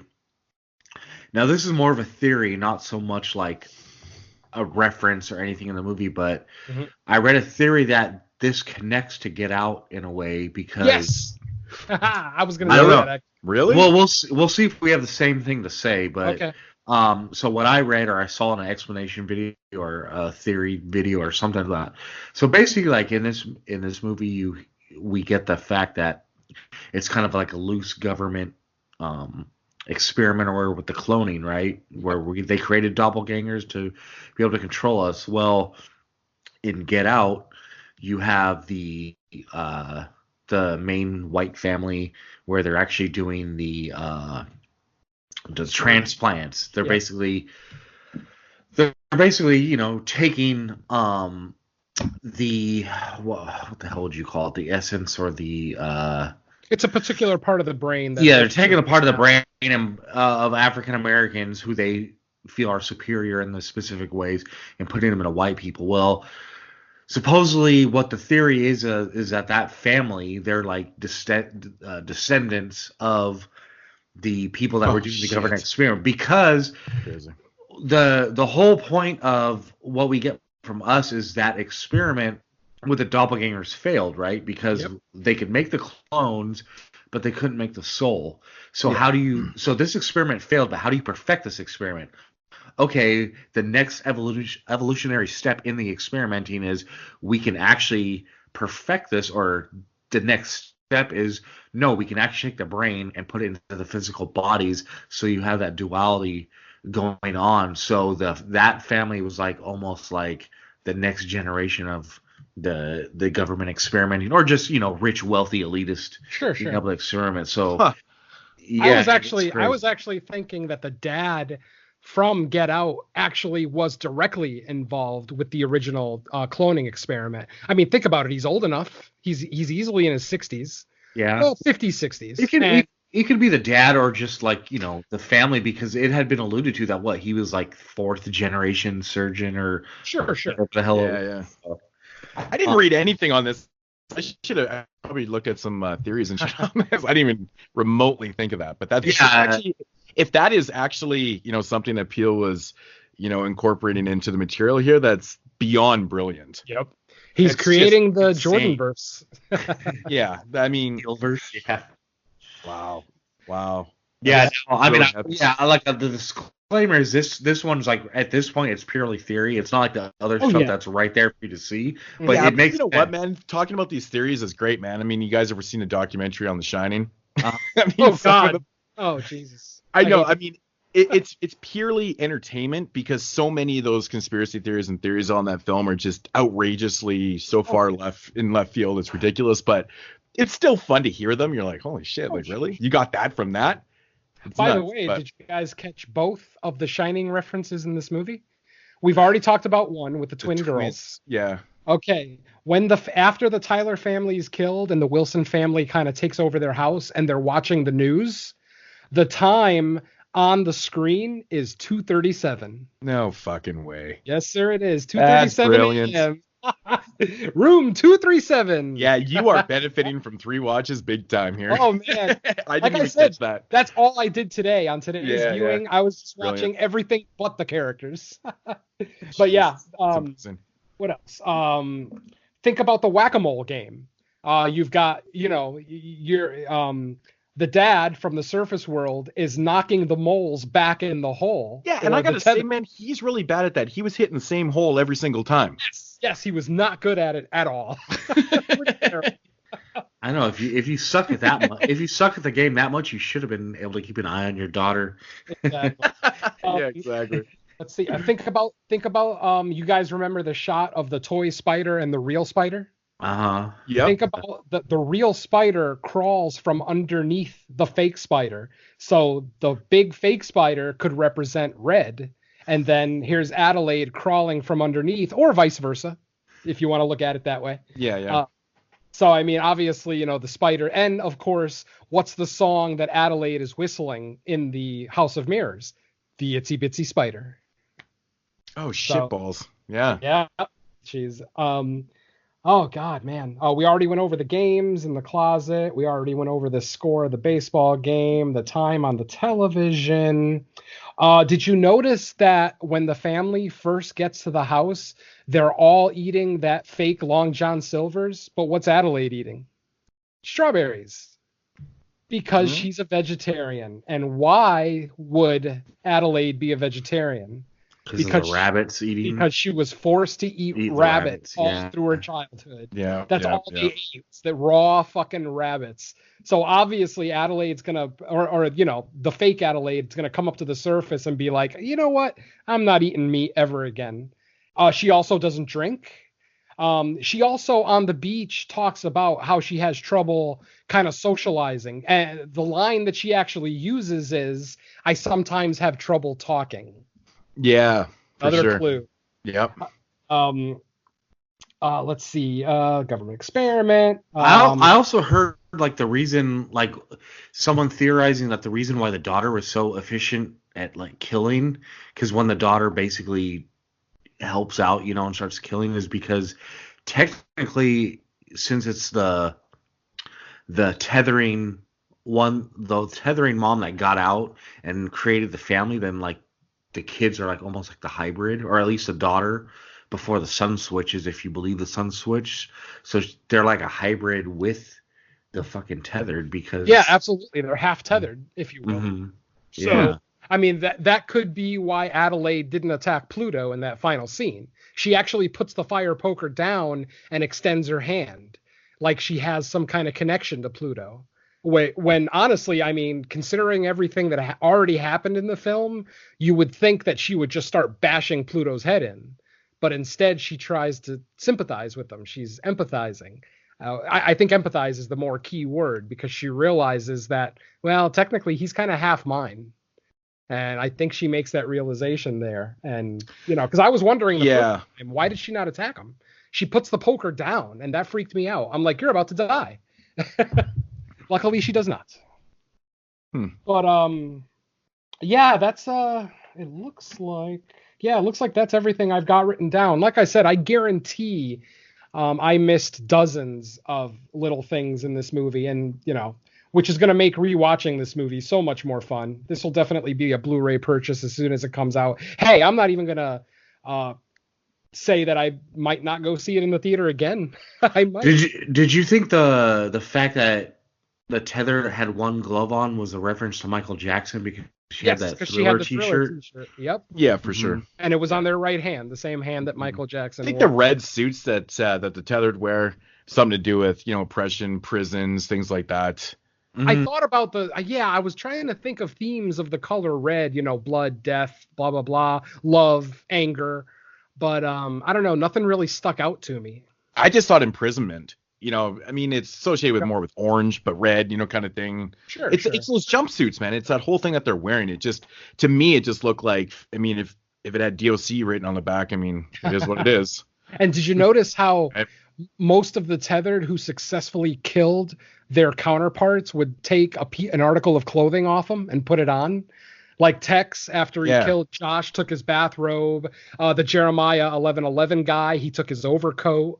And then if you look at the line, not every single person is wearing something besides the red jumpsuit, but a lot of them are. A lot of them have like an overshirt on, or an overcoat on, or something like that. So I kind of thought that was cool. It's like, we have this connection, but I want the connection to be more. So I'm going to take some of your clothes and actually try to replace you.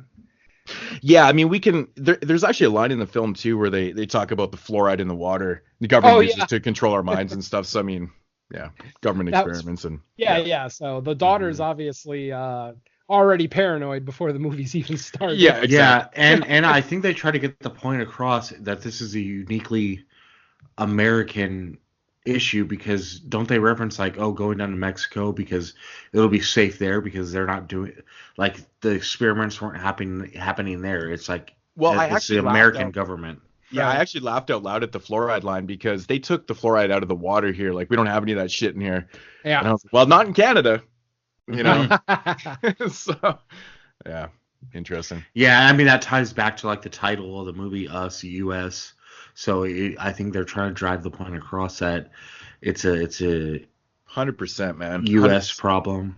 100%, yeah. And I also forgot to mention, she mentions going down to Mexico. I also forgot to mention that Kitty's name, Delilah. The Delilah is the national flower of Mexico. So yet another connection. Ridiculous. Yeah, Us is actually, like, right from the title of the movie, it's just brilliant. Yeah. United States. It's just an allegory for, the modern state of, America right now. And so many things that fill up the narrative. It's just, and like, my mind is just going right now. I can't even explain how much stuff is just kind of like rolling through right now. Absolutely. I wish I knew more about religion and stuff. It's, it's kind of ironic a little bit because my father-in-law is a pastor and I don't know shit about religion, man. Like, I don't go to church, I don't practice like any of that stuff. But sometimes I wish I knew a little bit more just to understand the whole Jeremiah thing and stuff like that. I mean, those interpretations are, very good to know. Oh yeah. Yeah, just from like a scholarly or just from an academic perspective, just to know. It's funny because years ago you can start to connect the dots in these type of films. Like I obviously knew that it was being used for something. But I just don't know what Jeremiah 11 is. As soon as you saw the sign Jeremiah 11:11, you assume, wow, if I knew what that verse meant, it correlates. But yeah, I even said, I'm like, shit, I don't know what that is, man. So fuck me. The only part I picked up on was the 11:11 because that itself repeats through the movie, but not knowing the actual verse, I caught on the baseball score, the time, things like that, but that's just things that I always notice in films. Like, most people don't look at the score on a ball game in the background. Exactly. 9 out of, I'd say probably 9.5 a half person, 9.5 out of 10 people. Not tell you what that score was. You meant 9 people and a tethered person. Exactly. Yeah. Oh man. But I just, the whole movie from top to bottom is so brilliant. Like, I don't want to put Peele. I mean, I hate these headlines, man. I'm reading, Peele's the new Spielberg, he's the new Hitchcock, and I'm like, hey, you guys need to slow your fucking roll. Pump yo brakes. Yep. The dude has made 2 movies, and yes, they're both really, really good, but let's wait till he has a career. 2 movies is not a career, right? No. There's a lot of directors out there that have done a couple movies, fell the fuck off, and then, I mean, I always use the Tobe Hooper thing, man. Yes. Toby, like, I'm one of those guys. I'm a list person. I love to make lists, make top 10 videos, blah, blah, blah. I've made top 10 videos for tons of directors and shit. And I've never made one for Tobe Hooper because I can't make a top 10 Tobe Hooper list. He doesn't have 10 films I love. And it's crazy. And he directed, in my opinion, one of the best horror films of all time. It's not my personal favorite, but I think Chainsaw is like pretty much the epitome of horror. It's a brilliant, brilliant film. That's a great start to a career. Yeah. Look at the way it went from there on. I mean, some people like his canon films and stuff. I like the canon. They're not great, but he really didn't ever capture that Chainsaw shit, No. So I personally, I'm a big fan of Salem's Lot. I think that's one of his best works. I mean, obviously Chainsaw is the masterpiece, but it is, man. I absolutely love Salem's Lot. Such a great movie, such a great interpretation of the vampire lore. I really enjoyed it. And the thing that bugs me with Tobe Hooper, though, I mean, one of his best movies, I don't even think he directed, Poltergeist. No, I think I think that's complete BS. The whole Spielberg actually directed it. I don't buy into that at all. The story that I heard was that Craig T. Nelson didn't like Toby and didn't like taking direction from him, so he would only take direction from Spielberg. But that's it. It was only Craig T. Nelson that wouldn't work with Toby. I get that. I mean, obviously Spielberg producer on the film, but I mean the aesthetic of the film and the way it plays out and shit it has Spielberg written all over. Obviously, absolutely. But I also feel like there are elements of Hooper throughout the movie. And, you know, and like I said, especially when people were talking about this so soon after his death, I'm just like, this is fucking disrespectful. Let the man have Poltergeist. Well, we used to talk about it on the show all the time before Hooper even passed away. I'm like, oh, you mean the Spielberg film? It became a running joke on the show, right? So, but you know what I'm saying though. I love Salem's Lot. You know, I mean, Eaten Alive is really good.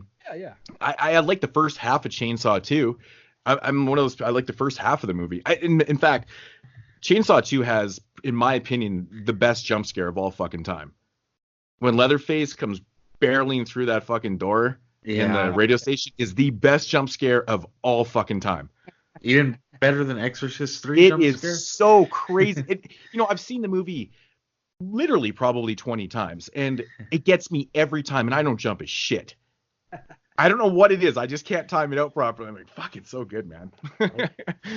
But tangent. Yeah, that's typical 22 shots talk right there. We do it all the time. Well, sometimes, I mean, I'll be editing the show, doing show notes, and I'm like, we talked about this for 45 minutes. And we've gotten to points before we're like, what the hell were we talking about? Like, we just totally lost track of what the hell we were talking about. So sometimes that's the best shit, though. Like, it is. Sometimes it leads to really great conversations. It does, man. You know, but yeah. Well, fuck. I mean, does that wrap up our us talk? I think so. I mean, that's the culmination of all the notes I took. Yeah. I can't wait to watch this movie again. I mean, you brought up a lot of things I didn't even notice and got me thinking and shit. You know, it's one watch. I mean, I think me and Mike are in the same boat right now. Hopefully not his boat, because Jesus Christ, I don't want to fucking die in that thing. But yeah, man. I mean, there's a lot of things to think about with this, and I think it's just brilliance. Yeah, I mean, these are the type of horror films that, you know, I'm quite surprised it's doing as well as it is, considering the level of complexity. I mean, a lot of people nowadays, let's think about it, like the millenniums, they want the stock and slash. They want some, you know, popcorn flicks. They don't want shit that you got to really think about. Yep. This is quite surprising. You know, that a lot of people are digging this shit because it's a thinker, man. It's a real thinker. But then again, you know, what we brought up, you don't necessarily have to dig as deep. You can take it for face value too. Yep. I think that's the most important thing that you take away from this movie is that it doesn't have to be taken, you know, with all that social commentary. You don't have to dig deep. Yeah. You know, tear apart the inner narrative and you know, come up with all these theories and shit like that. But it is fun to do. I think that's when these type of movies work best, is when you could have, you know, you could go to this type of movie with your buddy, and all your buddy gets out of it is everything on the surface, but still has a hell of a time. And then you go discuss it, and then you peel back layers and you appreciate it more. But the foundation of the movie still, to me, for this type of movie to work at maximum effect, it still has to be fun on the surface, even if you get nothing of social commentary, no allegories, no metaphors. If you still make it a fun movie just to watch, then it's a success, and then everything that comes after that is a bonus, and it just shows you the high ability of the filmmaker, in this case Peele, because he wrote, directed, I want to say he produced, because at the beginning I think it flashed up that he did everything too. Right. And you know, Venom, you mentioned, I think it's going to hit 70 million for the weekend. Yes. I mean, that's also great news, because that almost guarantees that Peele's going to probably get at least one more movie where he gets like a big portion of the control over everything. Because the last thing I wanted to see was like a great movie where it like bombs at the box office. So then the studios are like, oh yeah, we'll let you direct another movie, but we're gonna write it and we're gonna produce it, and you can be behind the camera. But with this being a financial success so far, it pretty much means that he's still on that track of I get to fucking control the movie, or I get to make the movie I want to make, write it, direct it, produce it. So we're gonna see Peele's vision, because I think that that's a big issue for me with a lot of movies that come out now, where it's just like there's so many hands in the pot, or that Directors for hires and shit. yeah, like that. you how rare is it that the person who wrote it gets to direct it, gets to produce it, where you feel, at least I feel, and I hope Jordan Peele feels, and I'm sure he does with Get Out and this so far, that the product that we're watching is actually his vision. Yeah, and I think just from 2 films in, Jordan Peele to me seems like the type of person that's not making movies strictly for money. He wants that control. He's not going to take these these hire director for hire type shit, like fucking Eli Roth doing fucking Death Wish. That's the type of shit that bugs me. People are like, man, that Eli Roth movie sucks. I'm like, dude, he had nothing. He fucking stood behind a camera and pointed fingers, man. Yeah. Like he comes from a background where he would write and produce and do everything, and all of a sudden he's direct for hire because he need fucking money. Need money. But I think that Peele, to me, he just kind of screams that he's about the integrity of the film, and he wants to be saying something, and he's not there to make fast money and shit. And I respect the shit out of that. I've talked about it many, many times. Like, there's more to life than fucking money, dude. I feel like, he is there to say something, and that's what he's always going to do. I can't say this for sure. Who knows? Down the road, he might be like, fuck it, I'm just going to make some shitty ass fucking Paranormal Activity 19 or something like that. But I can't say for sure. But as of right now, he's on that path with that I really like and respect. Yeah. He's got Candyman next, right? Yeah. Is that next? Or I know he's doing it. He's already cast it, so I'm not sure if that's the next one. But Twilight Zone is the immediate one. Oh yeah, obviously. I'm not sure. Yeah, which one's actually going to be dropping first? But yeah, those are the projects. Is Twilight Zone April when it starts? I don't know if it's that. I thought it was like April. Oh yeah. I'm curious, man. But the Twilight. See, Candyman to me, man. I like Candyman. I always have a lot of problems with the movie because I feel that they focus a little bit too much on they don't focus enough on the Candyman story itself. It's more about her. Right. I'm Madison's. I can't remember her fucking name in the film. Virginia Madison's about her story and things like that. And I just recently rewatched it, and I'm like, man, it's a good film, but I would like the narrative to be more about the Candyman and the mythology and just go deeper into that. I know it does in the sequels, but the sequels aren't, they're just not as good. They could have done a lot of that in the original film instead of really kind of focusing more on her immediate story and things like that. And I think it really kind of takes away from it. So I'm curious to see what they do with this, because it's like a pseudo sequel / remake, or I don't know what the fuck they're doing with this thing. I don't know. Yeah, I'm not sure either. But either way, I'm gonna watch it. Of course. Anything that feels, on board with, I'm gonna be all for it. Twilight Zone's my favorite, horror anthology film or series of all time, and I could never get enough of that shit, man. So I'm really damn curious to check this out, man, to see what he does. Mm-hmm. I'm actually a little. I don't want to. Disappointed might not be the right word, but I'm a little upset that he's actually just redoing classic episodes rather than interpreting new stories. Is it 100? Is it 100%? Well, if you watch the trailer, all the shots in the trailer are from episodes that I recognize. Oh, okay. Nick of Time. Yeah, I wouldn't know that because I don't watch the. Oh, you did Nick of Time? Yeah, Nick of Time is in the trailer. See, I don't watch trailers, but Nick of Time's such a great episode too. I know. Too. I remember reading that there was for sure a handful of episodes he was reinterpreting, but I thought that was just specifically he was pulling a few of his favorite ones to reinterpret, and the rest of them were original. But I don't know. I have to go back and read to see if I I mean, read it wrong. Or it's not going to affect whether I watch it or not. I'm going to watch it. And if he uses original stories, awesome. If he doesn't, just as good. I'm still going to watch. You know, the beauty of Twilight Zone, though, those original stories are so far ahead of their time. You know, you can tell them today and you'd be like, damn, man, that's incredible. And I'm like, yeah, that story was written in like 1959. Yeah, well, like, holy shit, man. Crazy. It's incredible how they work for that time and for modern times. Oh, big time.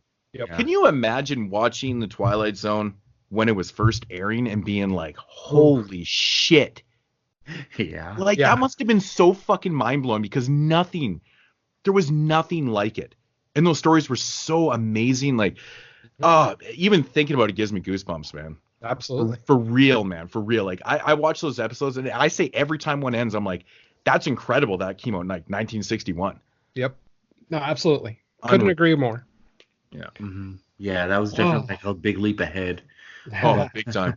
Yep.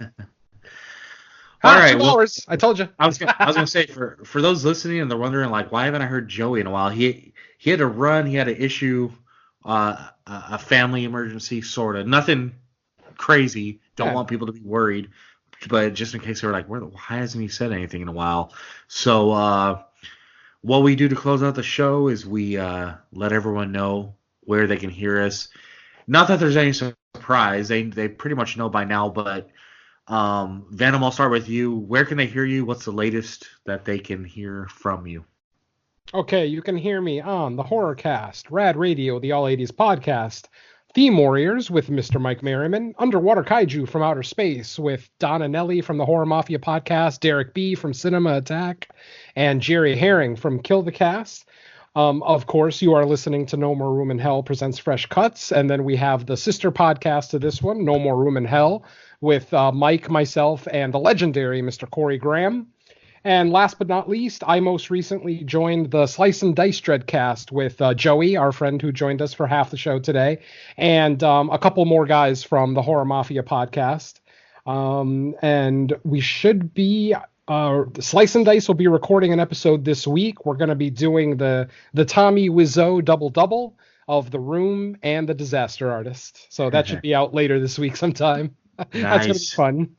Yeah, and I mean, since Joey's not here to say it, also, yeah, you mentioned Horror Mafia. He's on that too. Yes, sir. I think they released something recently.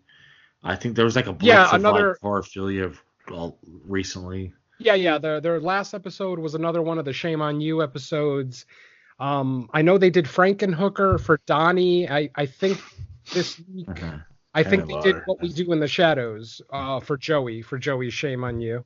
Which is perfect timing because the series starts this week. Cool. Moodz. I mean, everyone knows the show you're from, but go ahead and remind them and let them know what the latest episode that you have out is. Yeah, man, you guys can check me out. 22 Shots Moodz and Horror podcast, on iTunes, of course, Horrorphilia.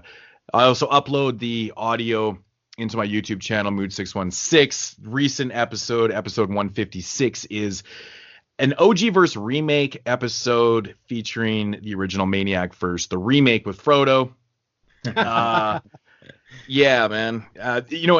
Funny story about that.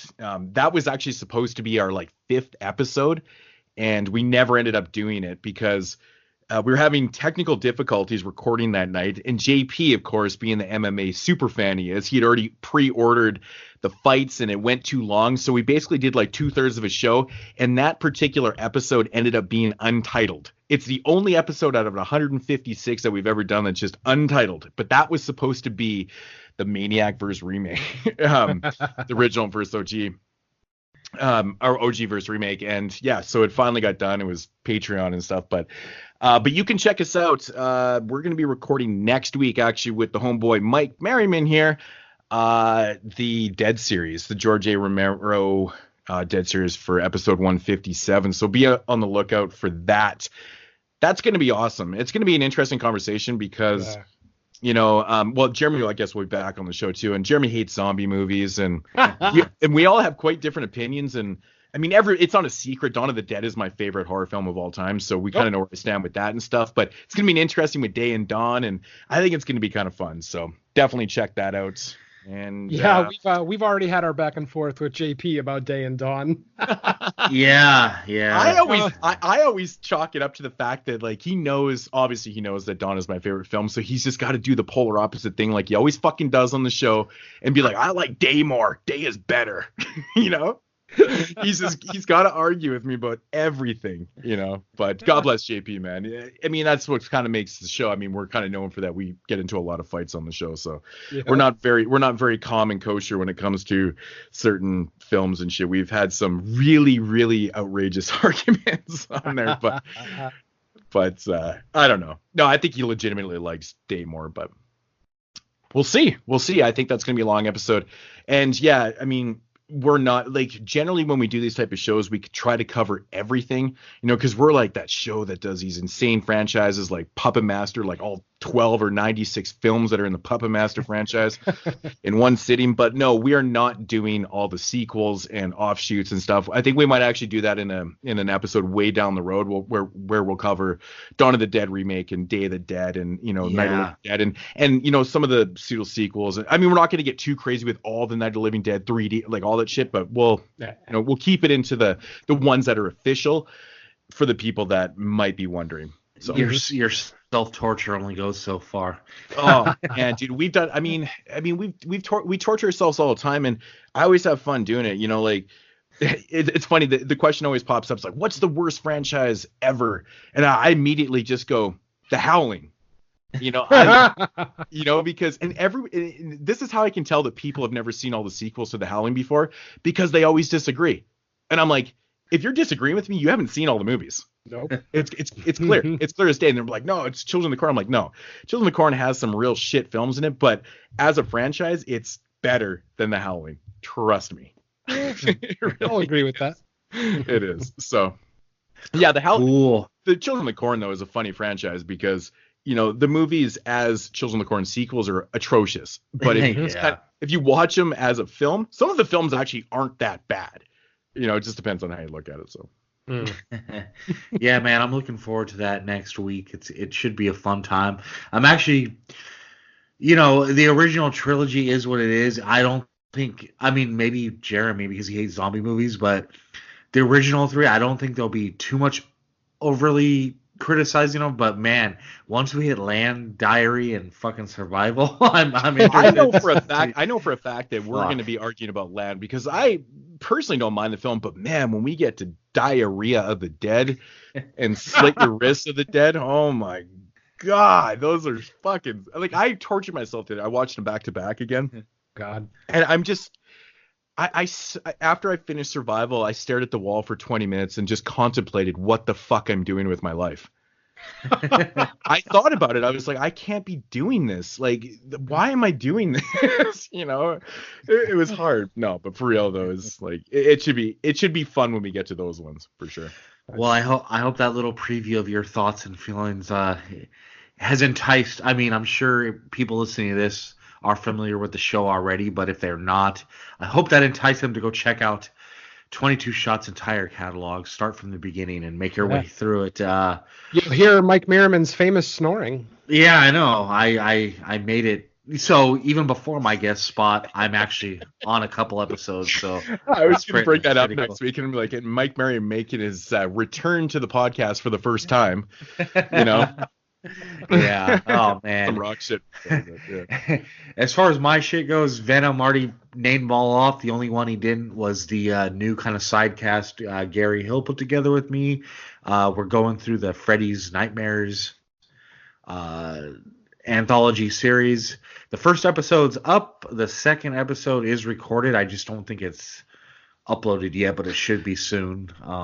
So it's interesting going back to the Toby Hooper conversation. Actually, that's some of his best work right there. He did the pilot episode for that series. The pilot episode, yeah, it is actually one of the better episodes from memory, and we gave it pretty much praise across the board.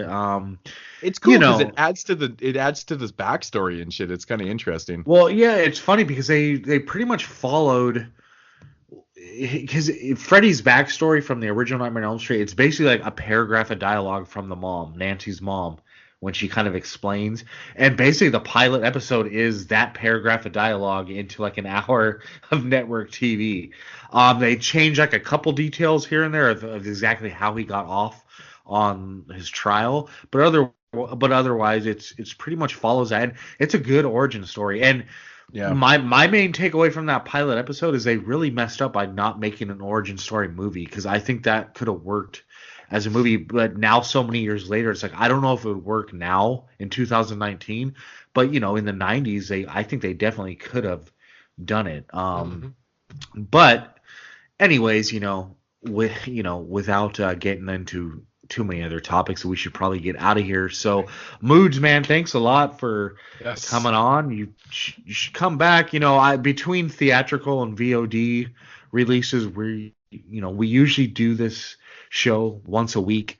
If once in a while we have to skip a week because there's absolutely nothing that's released to watch, but not every episode's going to be as fun as this, because sometimes the movies are really shitty. And I mean, those are fun episodes those too. Are the best ones, man. Yeah, I mean, we have had episodes where it's just me and Venom, and we might only go like a half hour because it's just like, okay, we watched it, we watched it, so we'll talk about it, but we ain't got shit to say. But one of my favorite episodes was the possession of Hannah Grace, and I just loved shitting on that movie for an hour. It was such a blast. Yeah. You know what, man? My pleasure, man. I was happy to, accompany you guys on this episode, and in the future, I'm definitely down as long as I can, make the time to do it. But theatrical films is a little bit tough for me. I live in a small city. It's like 100,000 people. I got one cinema here, and the dude that owns the cinema, he really likes to bring in his kid-friendly films and shit. And sometimes they skip over the horror films, Do you think it's a Pet Cemetery? I mean, we'll definitely be getting it for sure. Yeah. I mean, it's but we miss the odd bigger release sometimes. I'm like, what the fuck? Like, really? Like, how you not bringing that shit in, man? But it is what it is. But as for the VODs and shit, man, just a link, dude. Just throw me a link. So. You're the opposite of Venom. He's in LA. He gets everything. Well, that's the thing. Like when I went to school in Vancouver, and Vancouver is Vancouver, man. There's like 1,000 cinemas. You get every single movie. You get every indie release. Like you'd be an idiot if you actually miss some shit there. Like you can't. Everything plays there. It's amazing. So I miss that shit. But small city, man. What do I do? I guess watch VOD shit. Or move. Or move. Yeah, no, I can't. I've got businesses here and shit, so I can't fucking move. But. All right, cool. Well, this has been Fresh Cuts. Hopefully you had a good time listening. We sure as hell had fun recording. Joey's not here, but thanks, Joey, for joining us too. Yes, I mean, he had a lot of good shit to say while he was here, so I'm sure he had a lot more. Maybe we'll do a part 2. Yeah, I know when we do our next episode, No More Room in Hell, we'll probably end up bringing it up again, just because second, third viewings are gonna add stuff for us to say. But other than that, thanks everyone for listening. We're out of here. We will probably catch you in a week's time. So until then, peace. Adios, and I got 5 on it. We got 5 on everything, man. We got Drew Down. We got the Looney. Now let's go to Yuck Man. Yeah, Richie Rich. Eat folded. Spice Hurricane. You say you got 5 on my tender, you can bend her over the table, but be sure that you bring my stallion back to my stable. Say, bruh, no elementary school ground playing, not a $5 bill, but 500 on the real field. I'm on the level, stay mellow, no criticism from the fellows. Hello, being key during the high speed, but still don't tap the BP. I'm DD, Drew Down, baby. Like NyQuil, I drop fever. So either put your fiber, boy, you got to leave it like Diva. Cause see ya, nigga perfect broke or smoke your slip all day. Go home and buy big drinky with his pretty then parlay. I got 5 on the Hennessy, Seagrams or Gordons. Cause this is how we do it like Montel Jordan. I'm from the Oakland City. Frank Nitty is a donut. I'm blowing it up like Oklahoma. Put your feet with my fin, best believe we'll bend. More corners than you thought, to something right is bought. Most Czaks, believe that. Token, Where you from? Oakland, smoking in attempts to crack the chest plate. The zips be so fluffy, the whole town love me. At every event, I'm sacked up, so if you need me, scream double R when you see me.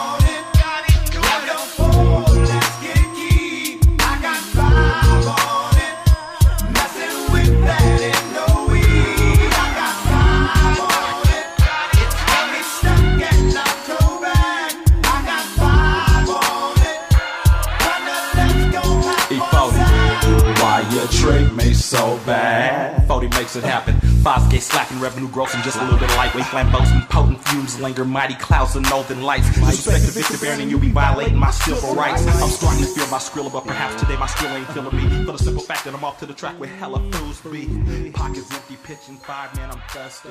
Took off my hat, passed it around.